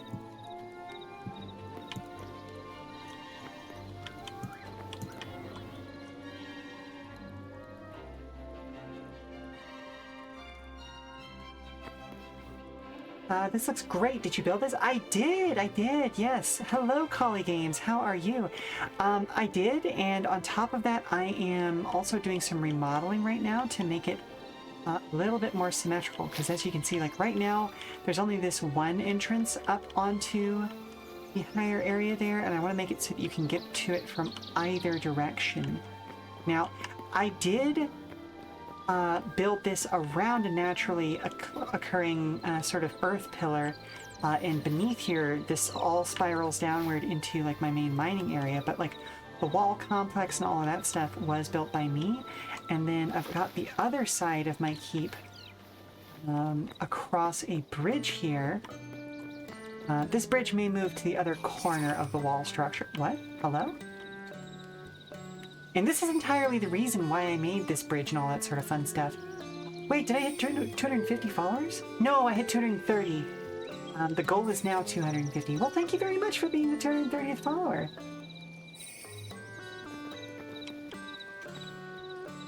That monster has no chance. Exactly. I don't want to... And, like, see, that's the thing. I like building in a way that does not mess with the environment as much as possible.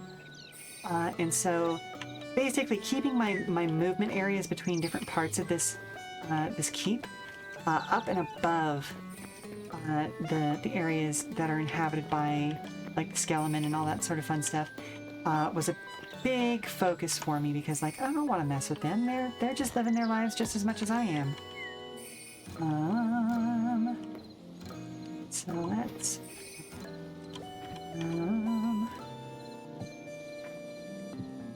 oh, you know what? Hang on, let's move that to there, down to there.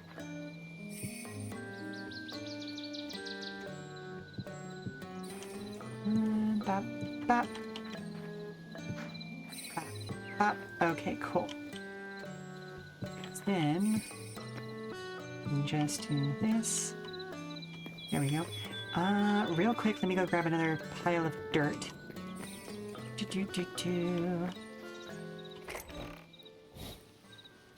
I have plenty of dirt.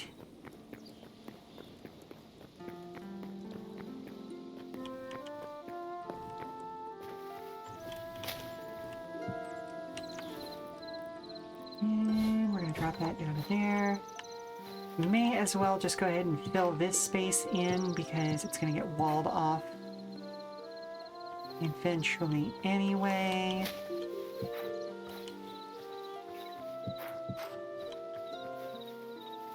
But yeah, as I was saying before, actually, one of the other people in the server at one point mentioned that they didn't realize that I had built this because it looked like a natural kind of spawn as part of just what normally shows up in the game, and so I really want to lean into that aesthetic so that I kind of keep that vibe moving forward, you know? Let's see. That's the level I'm using those types of blocks. Okay, pop. And I want to say I had one extra block out the front, but the way that I did this over here. What I'm doing right now is I'm converting an old staircase that was just kind of built out of convenience into this sort of setup. Okay, so it's 2 blocks beyond the stairs. Gotcha. Because, like, this side of it is definitely the newer side of the keep. So I am taking what I have now learned and reapplying it to my older construction. So there we go. 1 stone beyond. And where did the other ones go? There did the other ones go. Then I can do this. I'm a little bit disappointed, actually, that they changed the look of these stones, because I liked the kind of diamond on the face. Like, this looks pretty good. Don't get me wrong. But particularly for these stones that flank entryways, I liked the original kind of diamond they had on the surface. Let's let's see, let's see, let's see. You go there. Up. That. Yeah.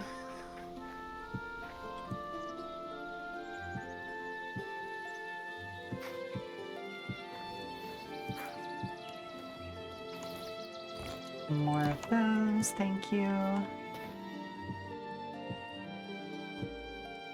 Oh, and then I actually need to get rid of this. And plop another torch there.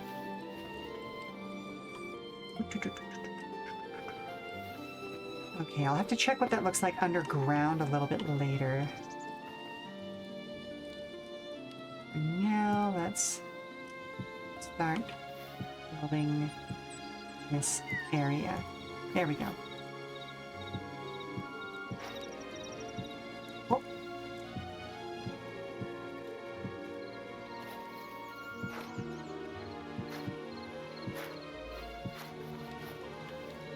And then we get rid of this. There we go.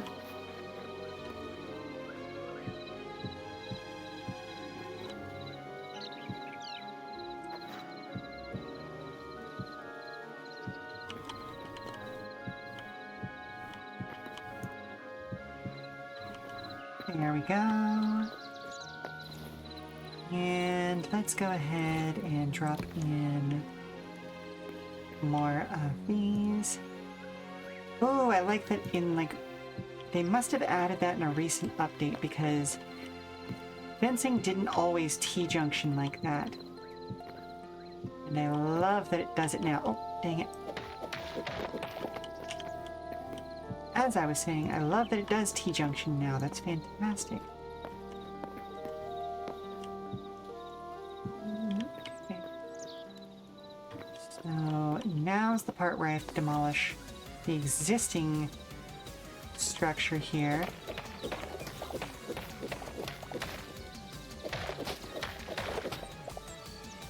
But I don't know how far I should go with that demolish work.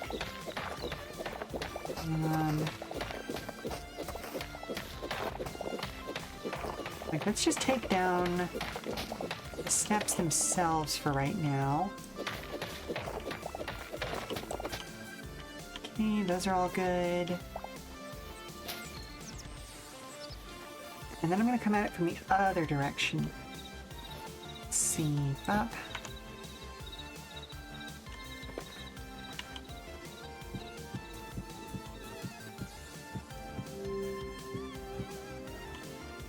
Okay, cool.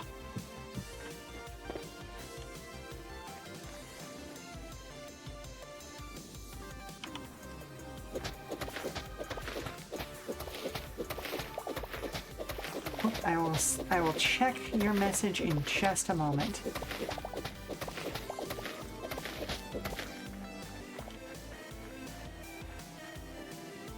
Let's see, how many steps down are we looking at? So 1, 2, 3, 4, 5. So double check myself on that. 1, 2, 3, 4, 5. Yep, okay, 5 steps. Okay, so you've not played in so long. Some of the stone looks like it has red eyes in them. Is there any pit for hapless adventurers? Also, hi, Collie. Hello, Ogre Daddy.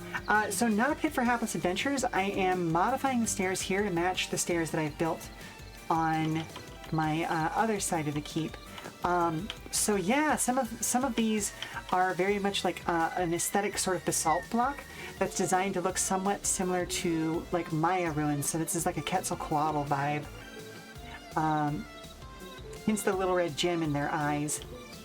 And these blocks that I'm using to kind of surround doorways used to have like a single like diamond shape in the middle, and I'm not sure why they swapped out the texture on them, because like it still has the old look on the actual icon for it. So I don't know if it's like an error, if they meant to add something new that they've been forgot about. I don't know what's going on there, but I'm sure I'll find out eventually. So 1, 2, 3.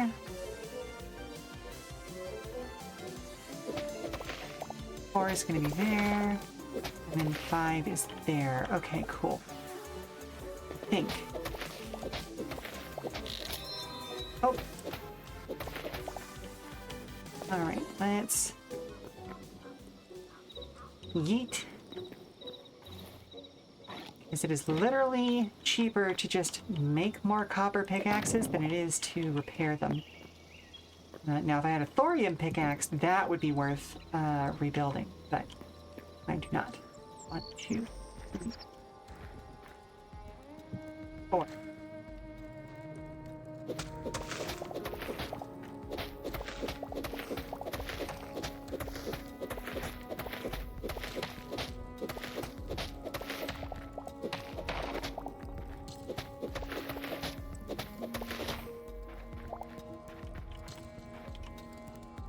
And then I'm going to go with 5 there. So, okay, this is the layer that we're at. Okay, cool beans. Cool beans.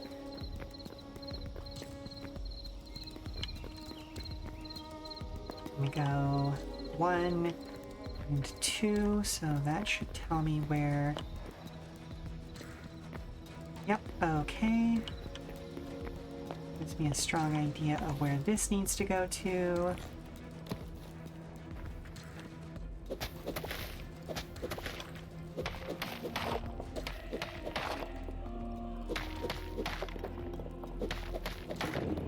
Oh, actually, that one does need to stay. Oh, dang it.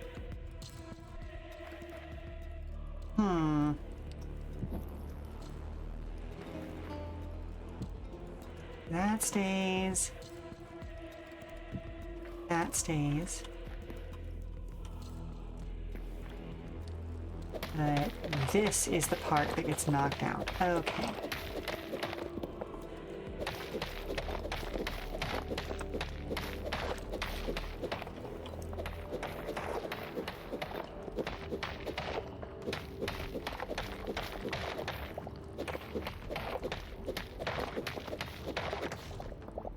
How are you, everybody? Do I want a thorium pickaxe? I would love a thorium pickaxe, Kiwi.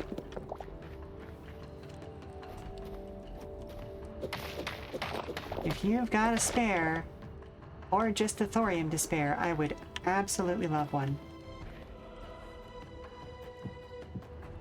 3, 4, 5, 6, 7, 9, 10. There we go.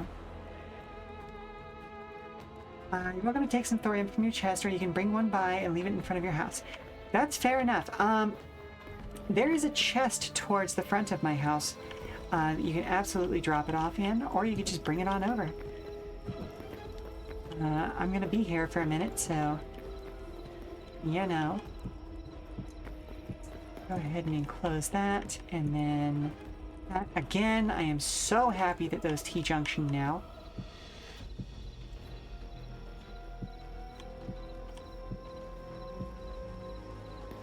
There we go, and we now have our 2 steps properly connected with one another. Up. And get rid of that and put one there. Doing great, thanks. Just interviewed a musician you're a fan of, and now it's time to relax watching Hytale. Ooh, fun, fun, fun. Can you speak to who the musician was at this time, or is that a need-to-know thing?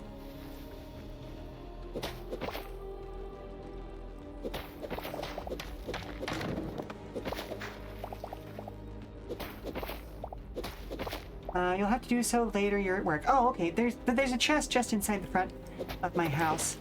You can feel free to drop it off in there.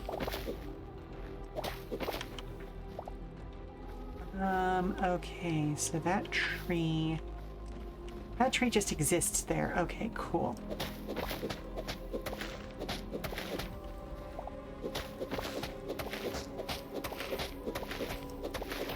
Alright, I'm not trying to take out that tree or completely remove all of the dirt in this area. So let's do a little bit of terraforming, why don't we? Actually, hang on. I'm probably the only person online right now. I'm gonna just go ahead and see if I can sleep.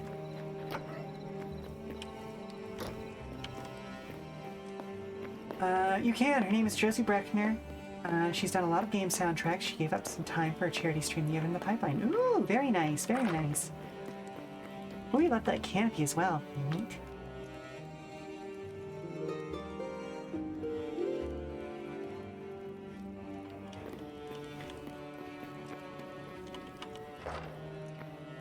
But yeah, you can see how, like, essentially I just dug downward in a spiral, so I actually have a path that goes all the way to the bottom of the world, but I've also got a basalt mine right here, and then going further down, I have a cobble mine, which can then also lead to various areas for mining volcanic stone. Here's my cobble mine, and then this goes downward to the bottom of the world. Oh, that's an industrial mine. Basically, yeah. Listen, I'm a goblin, and while I am well past the time of my life that I wouldn't be spending underground, I know how to mine.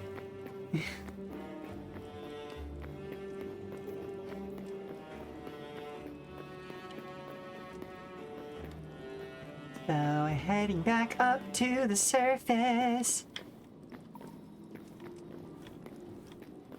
Do-do-do. Takes a minute. Well, not a full minute, but takes an appreciable part of a minute to get it back up here. There we go.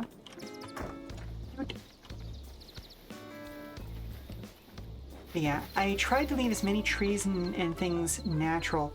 Ooh, we get to do a basic announcer's test. Okay, I am going to go ahead and hydrate as well because I can hear myself and I clearly need it.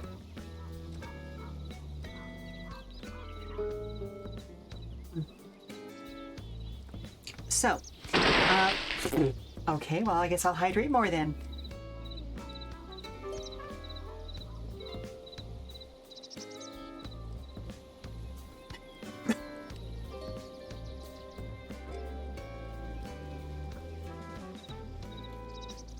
Don't inhale the water, however.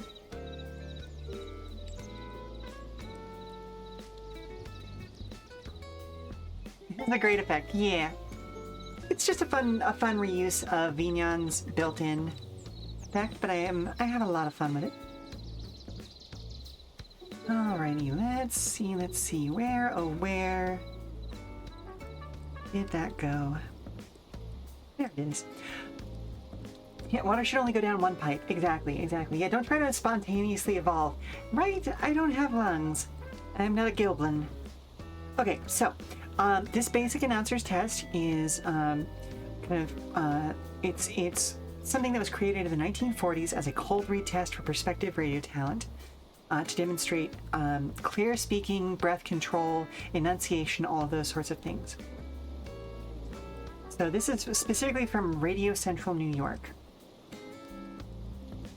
1 hen, 2 ducks, 3 squawking geese, 4 Limerick oysters, 5 corpulent porpoises, 6 pairs of Don Alverzo's tweezers, 7,000 Macedonians in full battle array, 8 brass monkeys from the ancient sacred crypts of Egypt, 9 apathetic, sympathetic, diabetic old men on roller skates with a marked propensity towards procrastination and sloth, 10 lyrical, spherical, diabolical denizens of the deep who all stall around the corner of the quo, of the quay, of the quivery, all at the same time.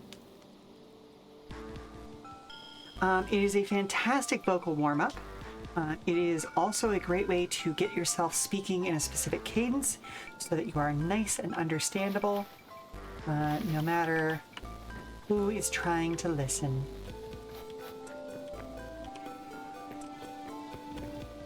Okay, let's take this down to here. Okay, good stuff. Okay, that's looking nice. This part of the tower is still accessible. Excellent. I didn't leave any blocks out over here, did I? No, I did not. Okay, that's where that opens up. So let's make some adjustments back here.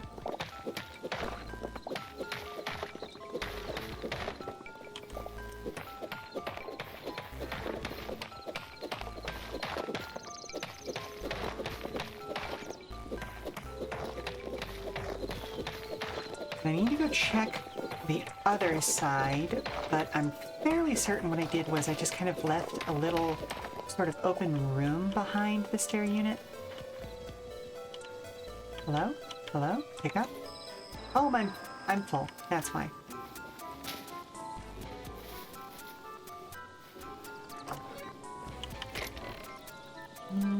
Okay, that can go there. How many bones in here? I do have some bones in here. Let me go ahead and drop that there. Oh, okay. Well then, I guess I'll put the rest of the sticks on over here.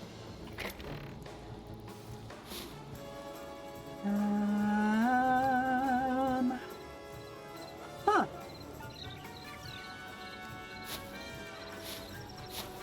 There we go.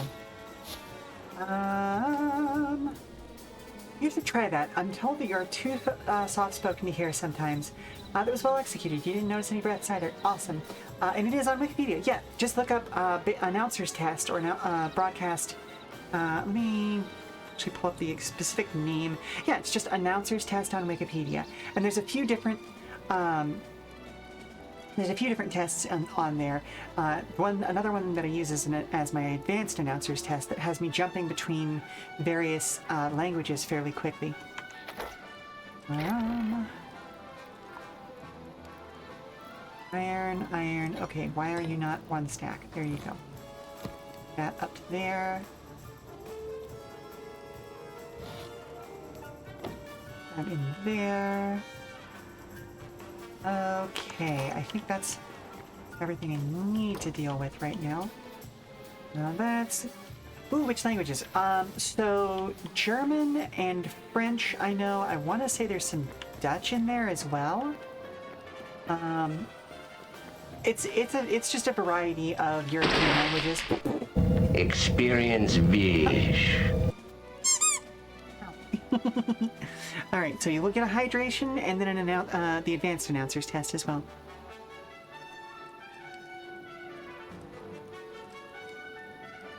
I'm a well-watered goblin. Alrighty, hang on just a sec. Oh, and now a stretch. Oh goodness. Okay, we'll do the stretch first.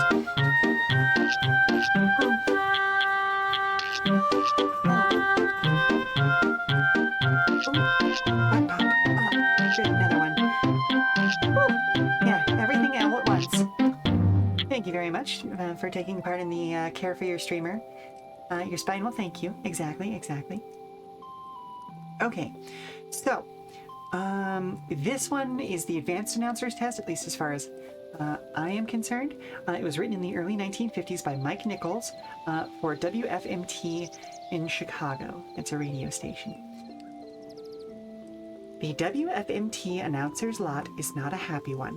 In addition to uttering the sibilant, mellifluous cadences of such cacophonous sounds as Hans Schmidt-Ischerstadt, Karl Schuricht, Nicanor Zavaleta, Hans Nappertsbusch, and the Hammerklavier Sonata, he must thread his vocal way through the complications of l'Orchestre de la Suisse Romande, the Concertgebouw Orchestra of Amsterdam, the Leipzig Gewandhaus Orchestra, and other complicated nomenclature. However, it must by no means be assumed that the ability to pronounce l'Orchestre de la Société des Concerts du Conservatoire de Paris with fluidity and verve outweighs an ease, naturalness, and friendliness of delivery when at the omnipresent microphone. For example, when delivering a diatribe concerning Claudio Muzio, Beniamino Gigli, Eddie Plumacher, Giacinto Prandelli, Hilda Rosso-Majdan, and Lina Pagliucci, 5 out of 6 is good enough if the 6th one is mispronounced plausibly. Jessica Dragonet and Margaret Truman are taken for granted. Poets, although not such a constant annoyance as polysyllabically named singers, creep in now and then.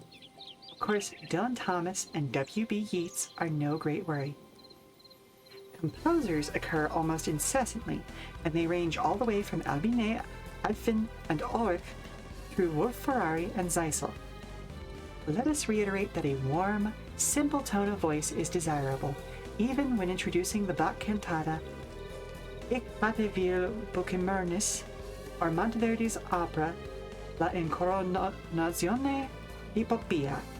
Such then is the warp and woof of an announcer's existence in diesen heiligen Hallen.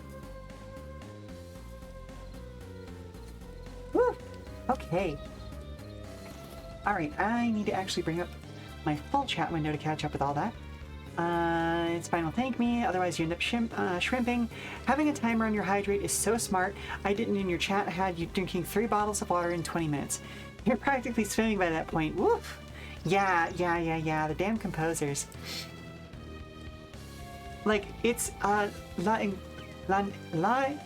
incoronazione di Popia is the one that trips me up every damn time.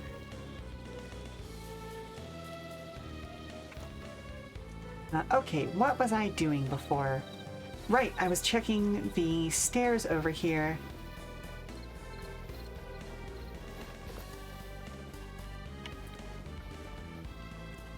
Okay, so I did just do a 4x4 cut out. Okay.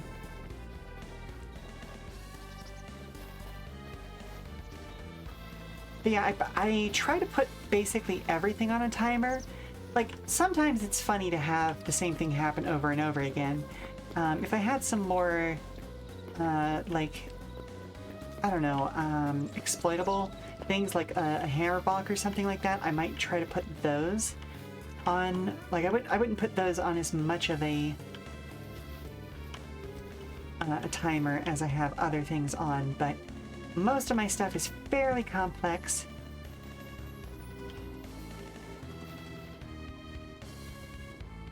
Okay, hang on a second. Let's break this down.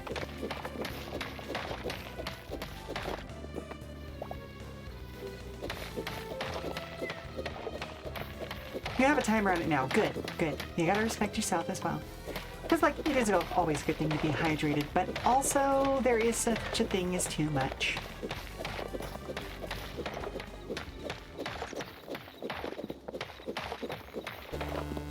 I didn't mean to break that, but okay, it's fine.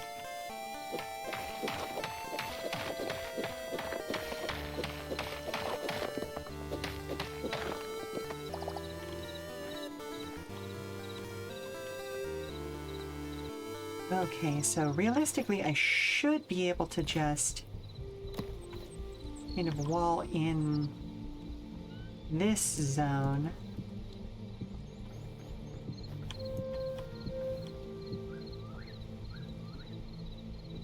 And that should give me... Yeah, that'll give me the 4x4 I'm looking for.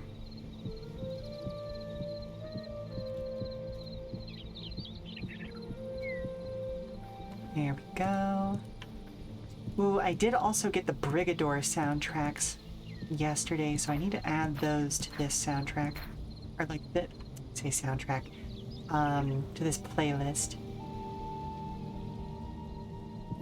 Bop, bop.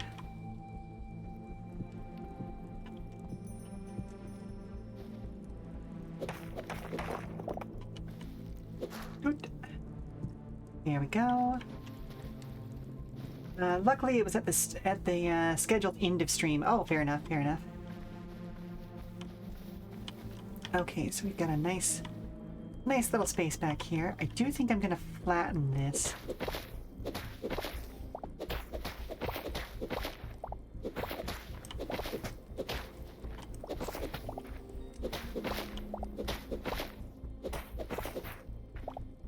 There we go. Like, I'm fine with there being a bump up or down there, but I like this space back here being flat, because that way I can put some, like, furniture back there eventually. Make it look really nice, you know? Actually, I guess I should put those up a little higher.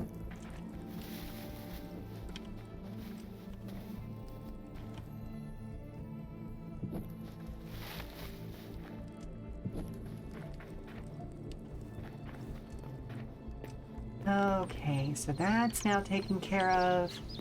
I do think I'm going to move this bridge over to this corner here. Just because that's going to make this set of stairs make a little bit more sense. It's going to be a bit of a nightmare as far as the rebuild is concerned, but it's going to make this walkway a little less treacherous because, like, right here it squeezes a little tight.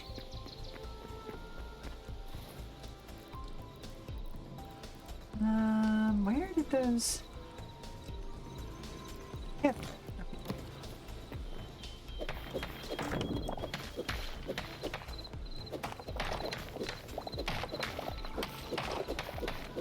I do like the idea that was brought up earlier by, I think it was Moral Compass Gaming, to make an actual paddock over in the kind of workshop garage area on the other side.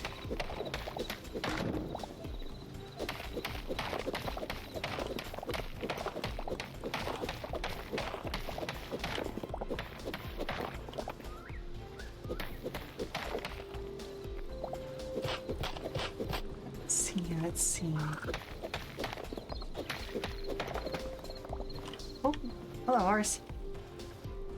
Hop. Hop, I said. Hop. No? Okay.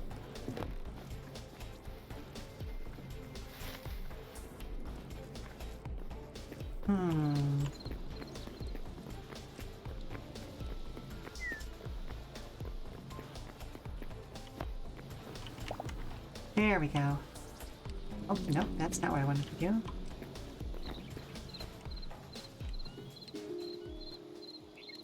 Right now, I'm going to put that back down there.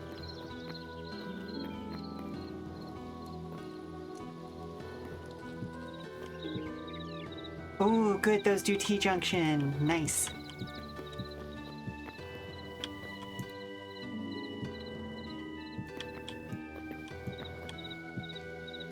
Nice, nice, nice, nice. Heck yeah.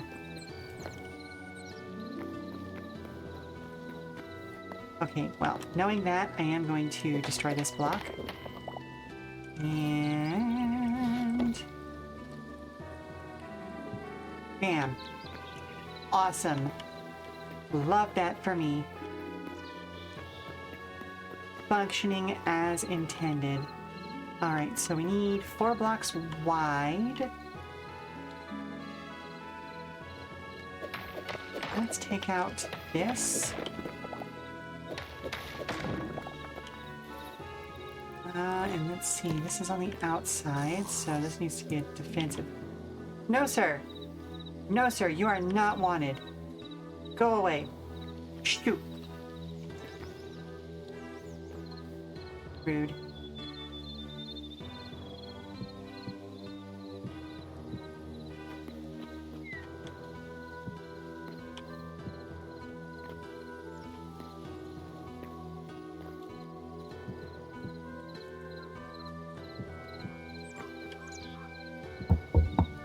Mom, have you seen Boo, Mr. yes. Grumbles? Oh, no, I haven't, sweetie. Where'd you lose track of Can you her? help me find her? Sure thing. We had to turn the heating back on because it's about 30 degrees outside, so, make sure to check near both the return vents and the actual, like, heat registers. But I'll be with you in just a second, okay? I'm gonna see if I can finish up this path across the gap.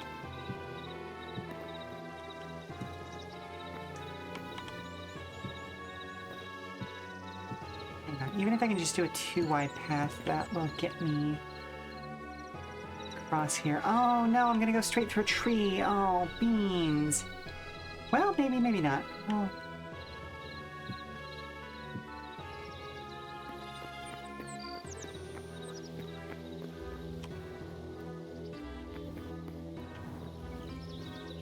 Maybe if I bump over?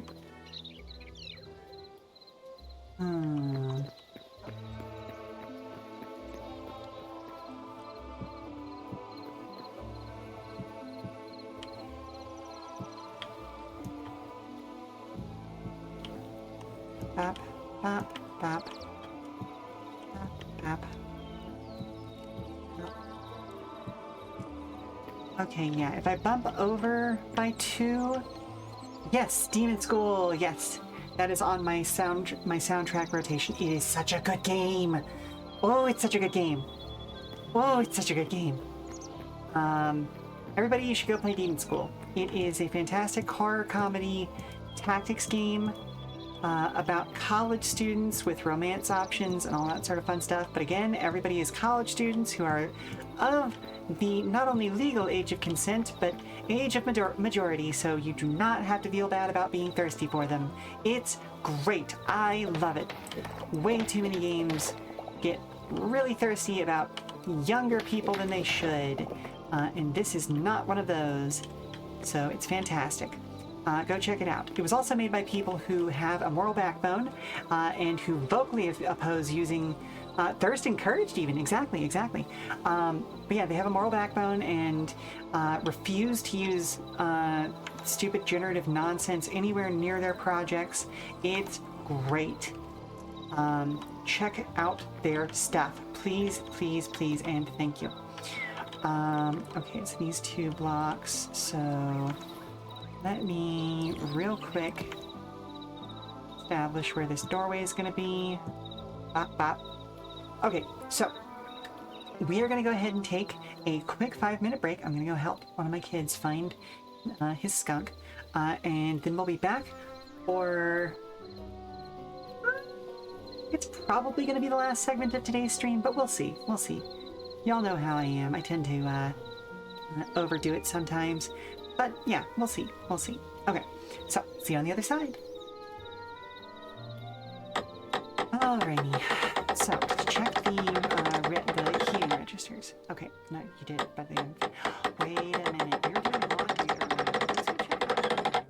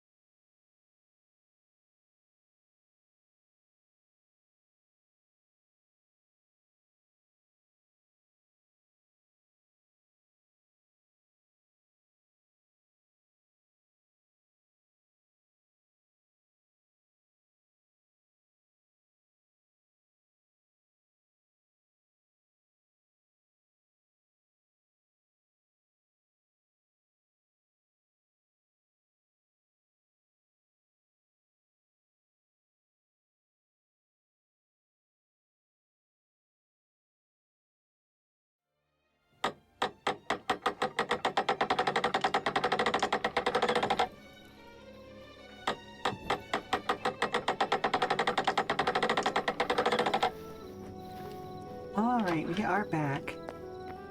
It is time to nap again, just to bring the daylight back.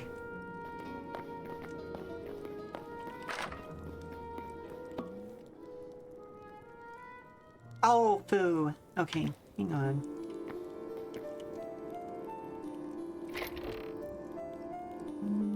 Let's see. I know I've got more of that elsewhere. I can use this to make more of the stone that I need. Okay.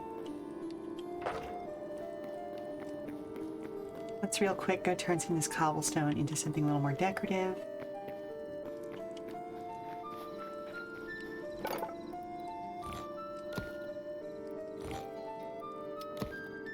There we go.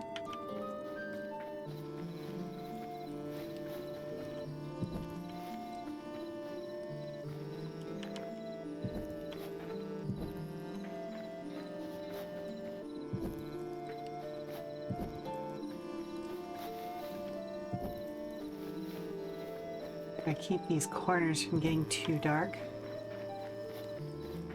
Again, I have no confirmation that lighting up a given area actually prevents things from spawning, but old habits die hard.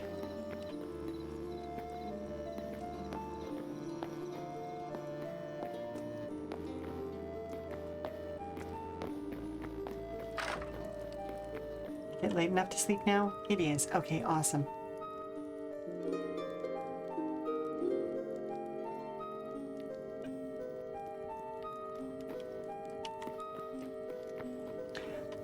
Here's a fun thing that Marathon has spoiled me on. The way doors work in video games. So, a fun part of Marathon is tied to the fact that its movement system expects you to constantly be on the move. Is that as you are walking through a door, you can push a button, you know, whatever your button happens to be that closes, like your interact button, to close the door as you move through it. And that has somewhat spoiled me for doors now. Because if I were to try that with the doors here, I would just get a door slammed in my face.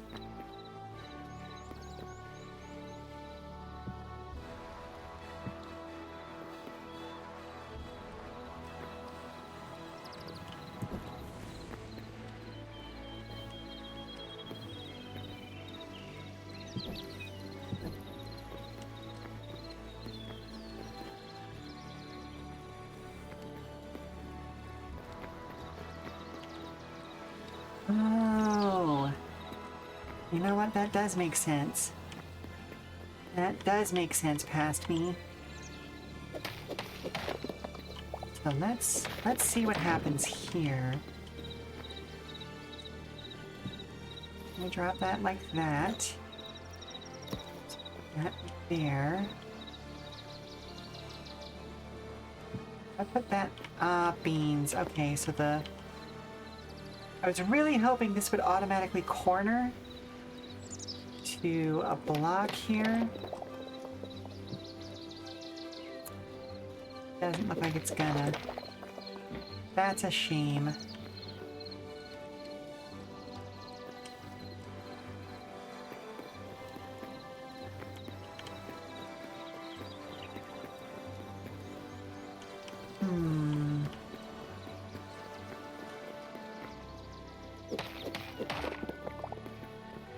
I'm not going to be happy if that doesn't corner, so I think I'm going to just leave that like so.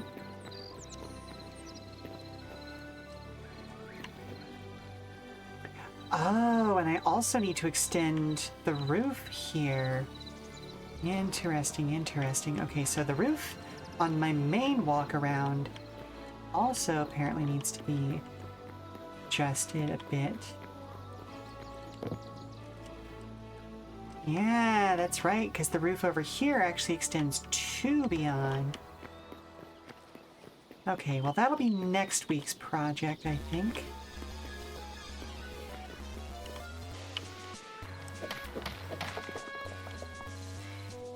I'm not going to be able to avoid this asshole. Hey, bud. Well, I'm sorry. I didn't want to do that. I'm trying to avoid it, but you kind of were just hanging around my space where I need to be working.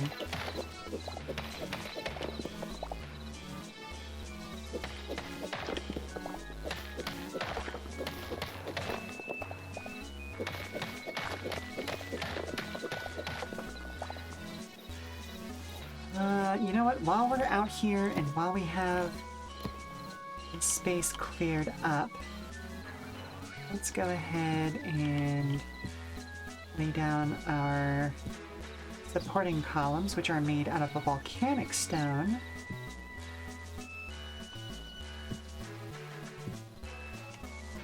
And then I'm also going to go ahead and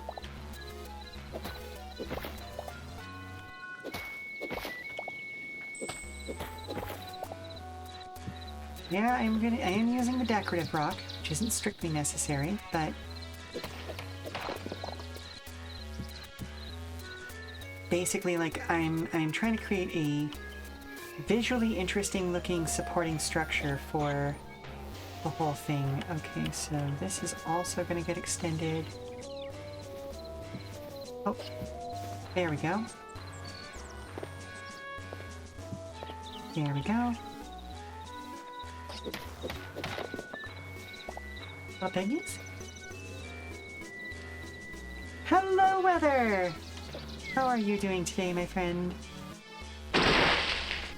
Thank you very much. Let me go ahead and just give you a hydration.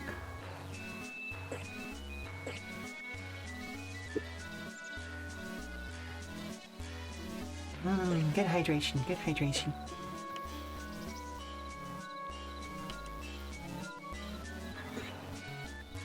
Actually, hang on, let's set this up like so.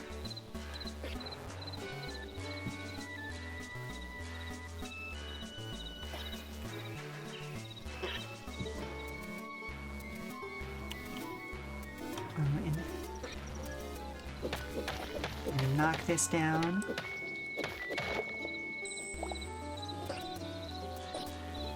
Pop that over there. Pop, pop, pop. That's ready. Okay.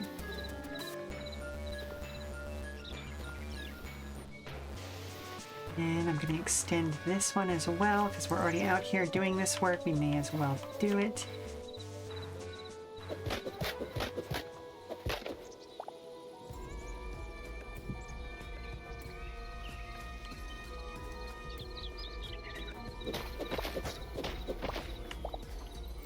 So this isn't really how this would work in real life, but I'm trying to create something that looks similar to how you would create like a support buttress in real life. Oh, actually, hang on. This should actually be over here, not over there.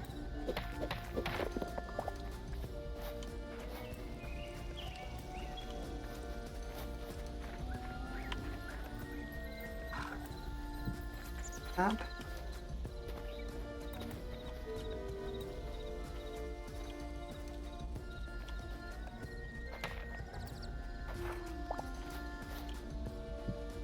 There we go. Okay. And then below that is going to be bop bop. Bop and bop. Okay. So, I need to go and get more volcanic stuff. Oh, tired from work, motherfucker. I had you clean. Just because director's visiting. Nobody appeared, as always. Oh, that sucks. Oh, yeah, it does.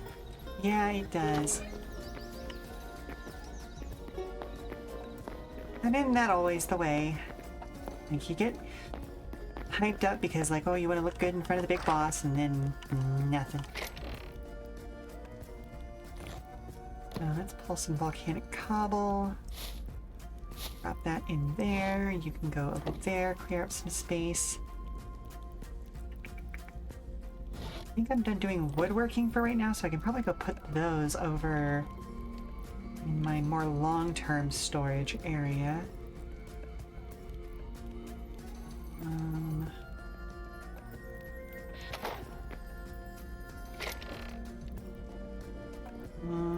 Oh, that's where I had more of those. Interesting, okay. Put that over there. Anything in here of note? Not super duper, but I'm gonna put stuff in here. There we go. Okay, there we go.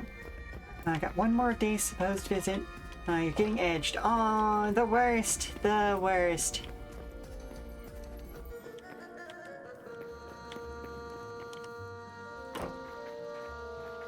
Okay, so let's... Oh. Here we go. Or wait a minute. Actually, hold up.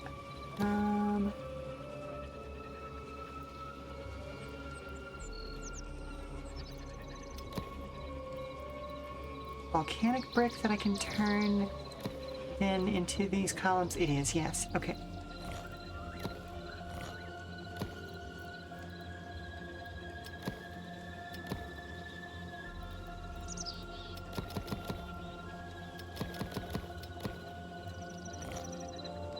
Here we go. Now let's make... Let's just go ahead and make 10. And then use the rest of it to make more of the uprights. Okay. Who have orb in these trying times? Thanks for the Sheela orb. I will use it for purposes. The purpose being fleshlight. Okay, well, I mean, fair enough, fair enough. You know, I have a brand. I can't exactly argue that. Up. Bop. Bop. Let's see. The Sheela orb works as a voodoo doll, though. No, it does not.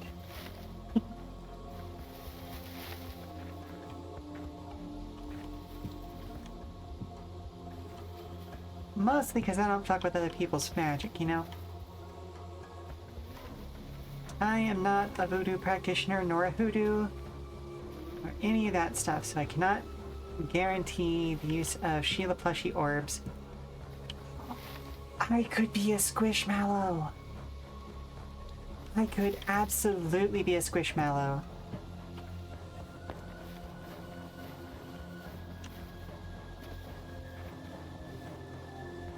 Horse, why are you sticking your nose through the wall? Don't do that. That's bad.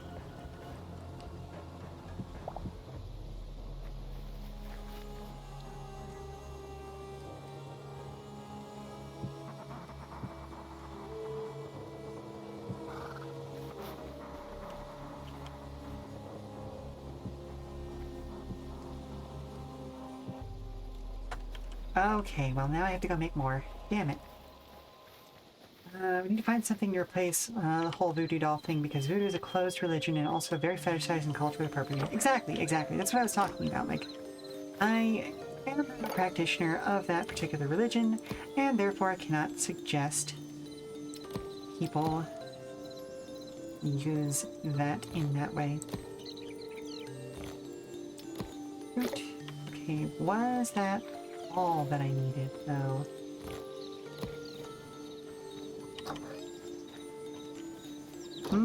Sense connection through plushie is super hot. Yes. There are definitely some things to do with that have permeated out into the common consciousness, shall we say. Okay, was that as many as I actually need?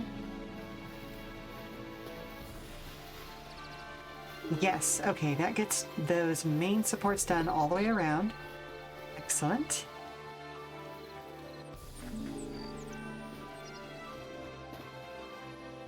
We just need different words for it. Like, lurk and relax, your leggies still hurt. Fair enough, fair enough. And yeah, that's a big part of it.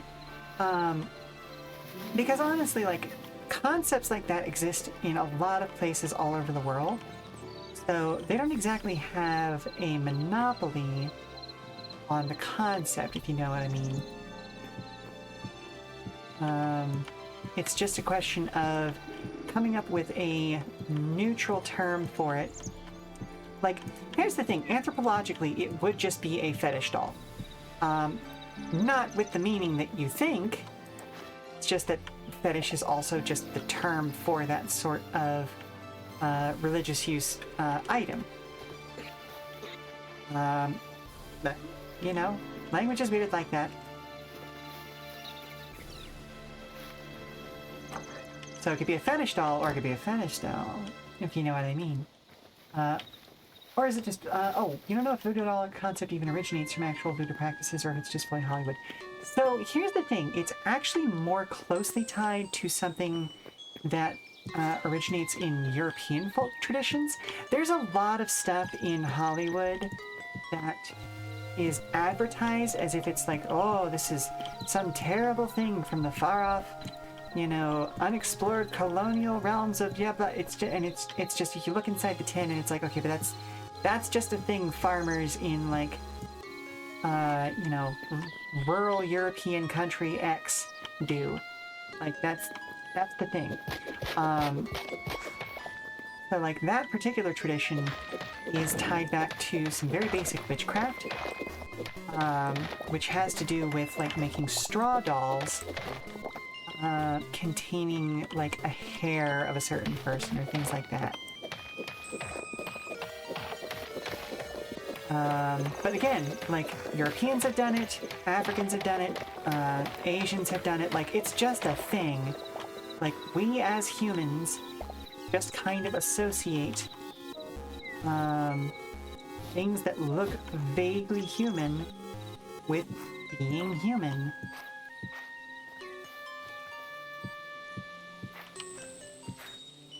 And dolls look vaguely human. Okay.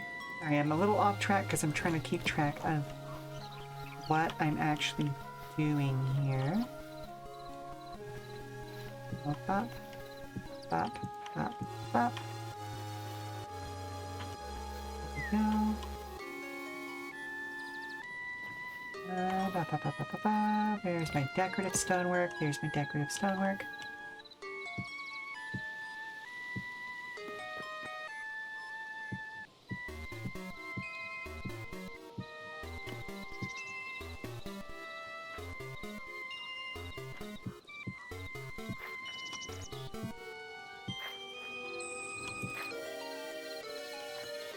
Again, trying to leave as much of it a natural nature as I can. I don't always succeed, but I'm trying. Like Pathfinder 2 changing Phylactery to Soul Cage and Golem to Mud Construct, because those come from Jewish heritage. Yes, exactly. Like that was a fantastic change because those terms very specifically have very, very particular meanings. The most respectful use of Golem I've seen outside of Jewish stuff or Hebrew stuff is in the Discworld series, which, you know, shocker if you've ever read any of Discworld. Sir Pratchett was very much using those books to better understand the world around himself and used golems in a way that actually really nicely reflects the Golem of Prague-Tale and some of the things that have come out of it and its extended cultural heritage. So, you know, shocker, you know, the person who uses his writing to become a better person was once more using his writer to become a better person.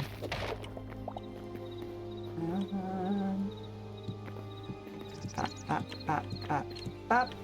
Okay. There we go. Let's see what we can do here now. Okay. So we're going to do some very similar stuff to what we did before.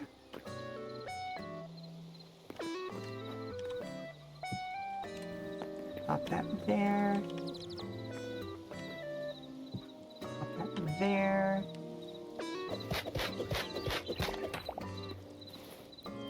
Not quite tree branch gets to go away. Pop, pop, pop. 1, 2, 3, 4. Okay. No one. Sir, that's not where you belong. What are you even doing over there, sir? You're drunk. Go home.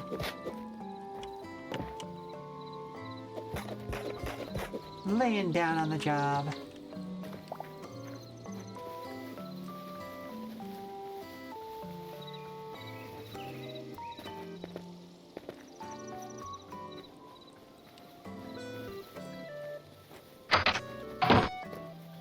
Alright, enjoy your lurk. We'll be working for a little while longer, and then I'm going to be passing y'all off to somebody else. Don't know who yet, though.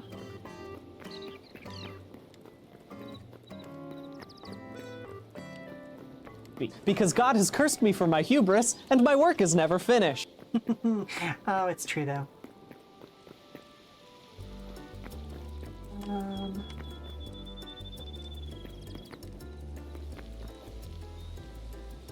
See.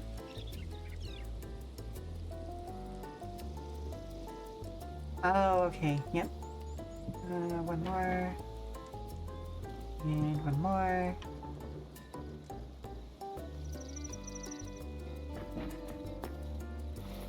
Let's see, can I shimmy this to do what I want it to do right now? Yes, I can.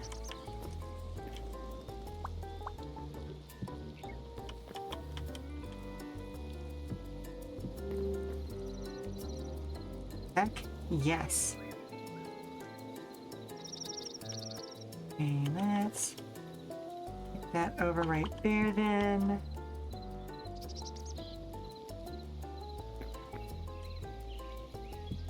Up, up, up, up.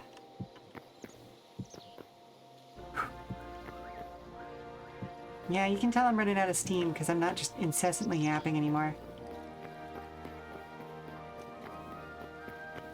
Oh. Come on, I can finish this part.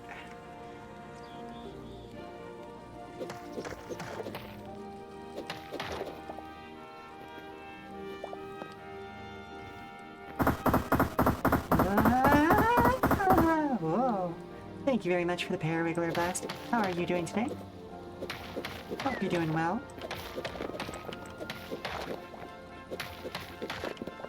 You know, I spent time at the beginning of this stream and before the stream started rebuilding this bridge because I needed to raise the roof by one level. And here I go, breaking it apart again. Because I decided to move the whole bridge down to kind of the corner of the keep.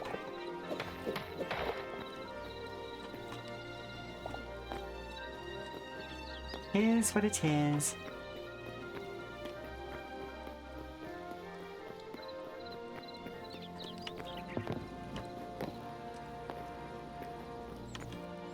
Hello, you're tired and angry that WoW is still in maintenance. Oh, fair enough, though.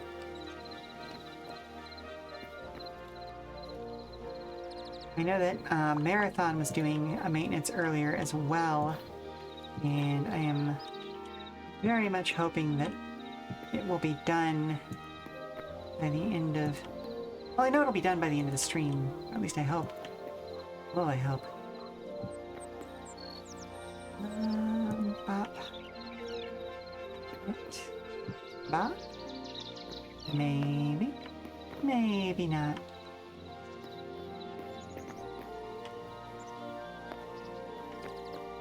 And then there was one of these that got dropped at a really inconvenient place. There we go. Oh, there we are. Okay, good. It didn't fall all the way to the ground.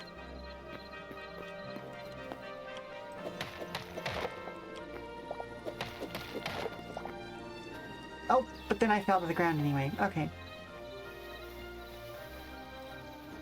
Are you truly playing a block game if you don't tear it down and rebuild it a bunch? Nope. Nope, that is entirely possibly the whole point of block games. What the fuck are you? Oh, you're a bear! Okay, no, you can stay out there, sir. So you're working on a writing title card for the next Pathfinder session. Okay. What's your work on this? How's it going?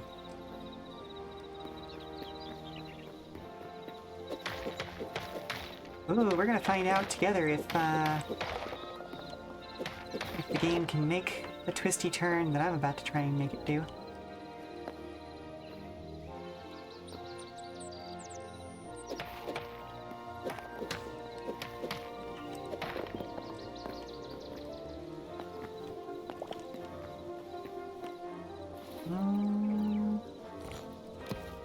Here.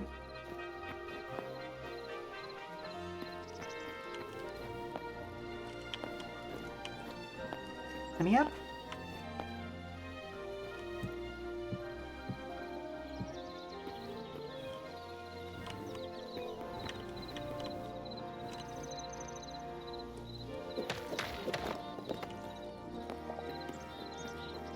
I am absolutely about to ask this game to do something it's not gonna like.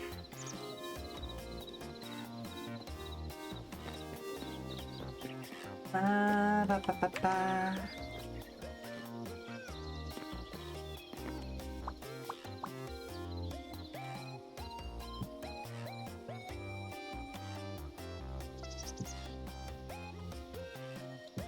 There we go.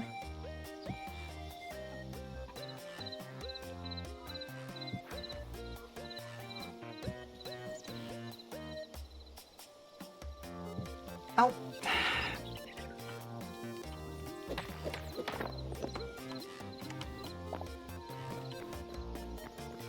You know what? I don't know why I'm resisting it. I should just drop some blocks in the middle here. Down with it.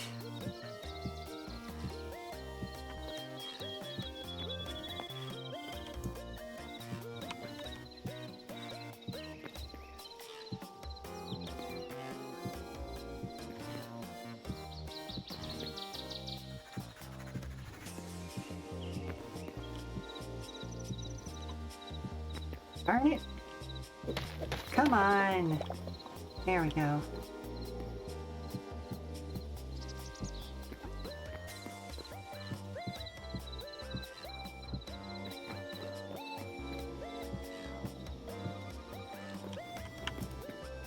Oh, do I not have any more? Oh, I guess I don't.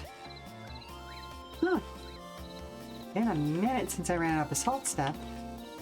Okay, well, hang on. Gonna get more basalt, I guess. Marathon seems to be up and running now. Neat. Good. Fantastic. You post it in the Discord when we go live more often. Yes, please do. I try to, like, come in and lurk anytime y'all are live. But that does rely on somebody posting. I thought I had Astrid marked as a streamer for a while. And that was supposed to kind of automatically post whenever y'all go live, but I don't know if that is still the case. Okay, good. You do see me lurking. Excellent.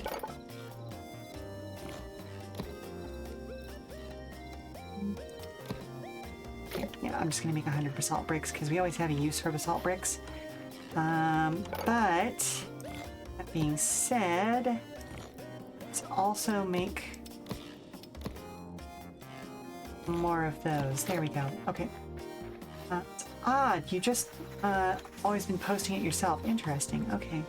So, would it be your account that's marked as streaming or Astrid's? Oh, you know what? Hang on. Let me go sleep and then we'll have sunlight. Because if it's your account that's marked as streaming through Discord, then that might be why.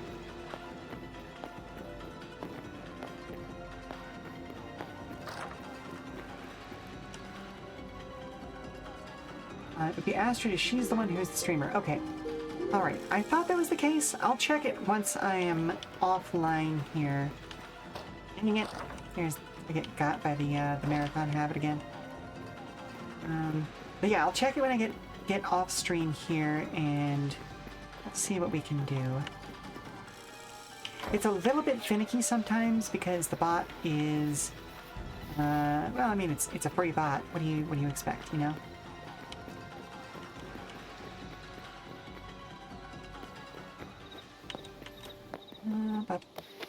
Okay, we climb up there.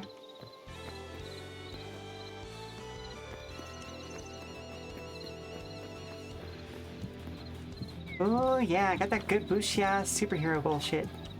Love it.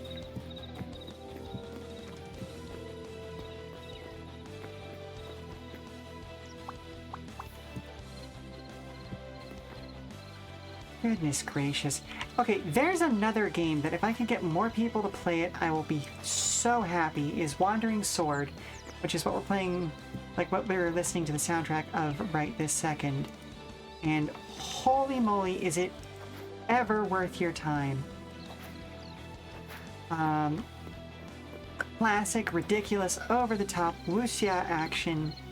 If you enjoy things like, you know, Dragon Inn, Hero, Detective D, like that entire series of films, you will absolutely love Wandering Sword.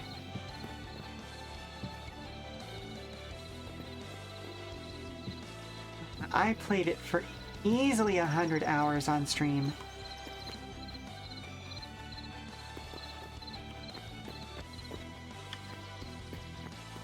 Okay, I need you to not do that, actually.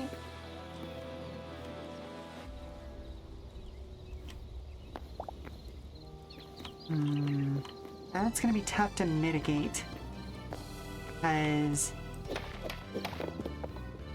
I also need to expand the roof out by an additional row.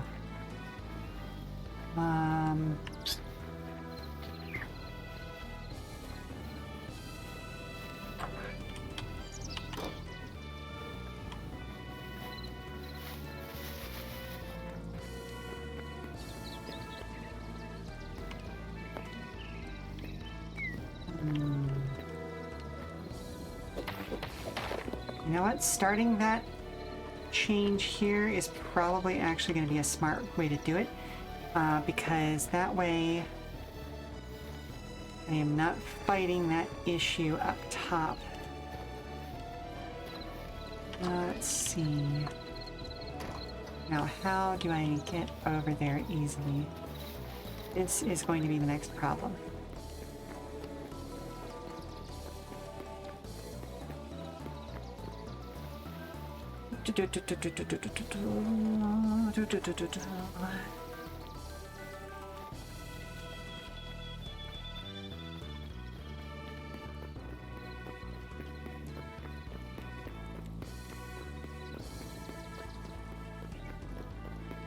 And also very quickly lay these tiles out and be done with that section of this.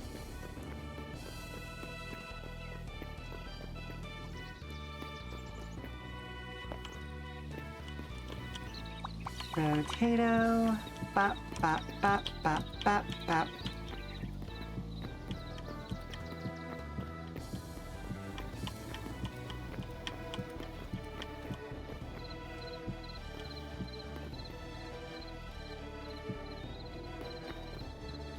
Dang. Dang.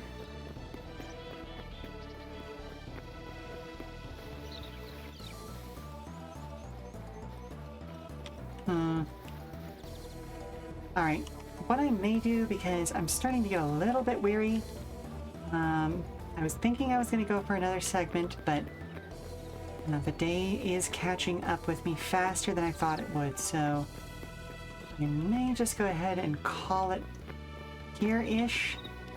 I do want to get that corner set up before I go, but I don't forget where I was at next time.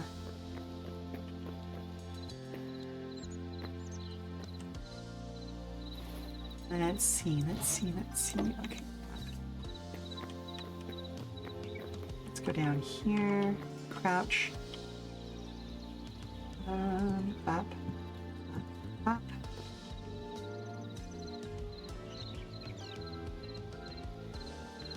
Ooh, I forgot I added the Kasamichi stuff to this.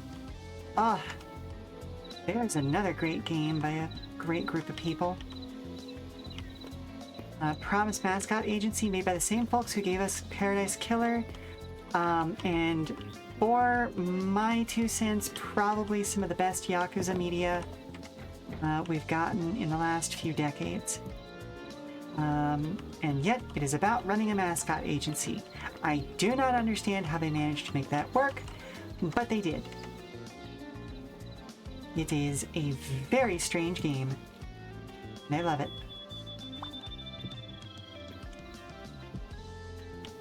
Okay, there we go. Now that's cornering properly.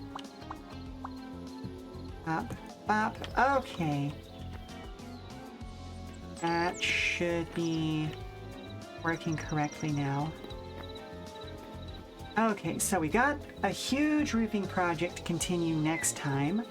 That should also give a little bit more space to what's going on in here, but we did a lot of great work today. We completely re-roofed the entire house over here. I raised that roof only to realize I needed to transfer the entire bridge down to this side. Rebuilt the stairways that get up to this bridge. Ow. To better match what's going on the other side. Hey, hon. Can I borrow you for a second? Well, you can borrow me anytime you like, stud. Ha. Don't worry. I'm wrapping up stream. I'll be with you in just a moment. It's a very strange, wonderful game. You're correct. But yeah, no, we did a lot of great stuff in today's session. So we are prepped for good stuff next time as well. So let's head back over to the Just Chatting screen, and we'll find a place to send you all off.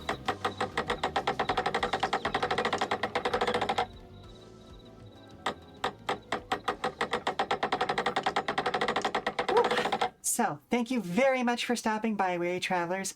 I hope you've enjoyed today's Hytale stream. I will be back on Friday, April 24th, with what I hope, fingers crossed, is the end of Final Fantasy VII Remake Intergrade's main story. I've been teasing that for the last 2 Final Fantasy streams so far, because it kept seeming like the story was going to end, but it keeps going. But I hope that we actually make it there this time, because that Yuffie DLC is calling, and I'm glad it was enjoyable, Ogre Daddy. I'm so happy for that. Anyway, until then, for more information about future streams, keep an eye on our Blue Sky at Come and Go Tavern for announcements and daily check-ins from the Come and Go. I've been your hostess, Sheela Ornthalis, and if you need to prop your feet up for a little while longer, we've got some more entertainment coming up soon via a raid. So let's take a look at the menu and see who is online. Let's see. That is chat. That does not do me any good. Really? There's only 2 people online right now. Okay, well, let's see what Hesper's up to.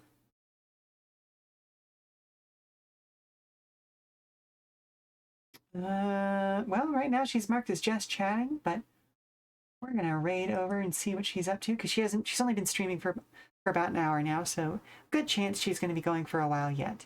So, I will see you all over there. Ta-ta for now. I hope to see you on Friday. Bye-bye. Bye-bye.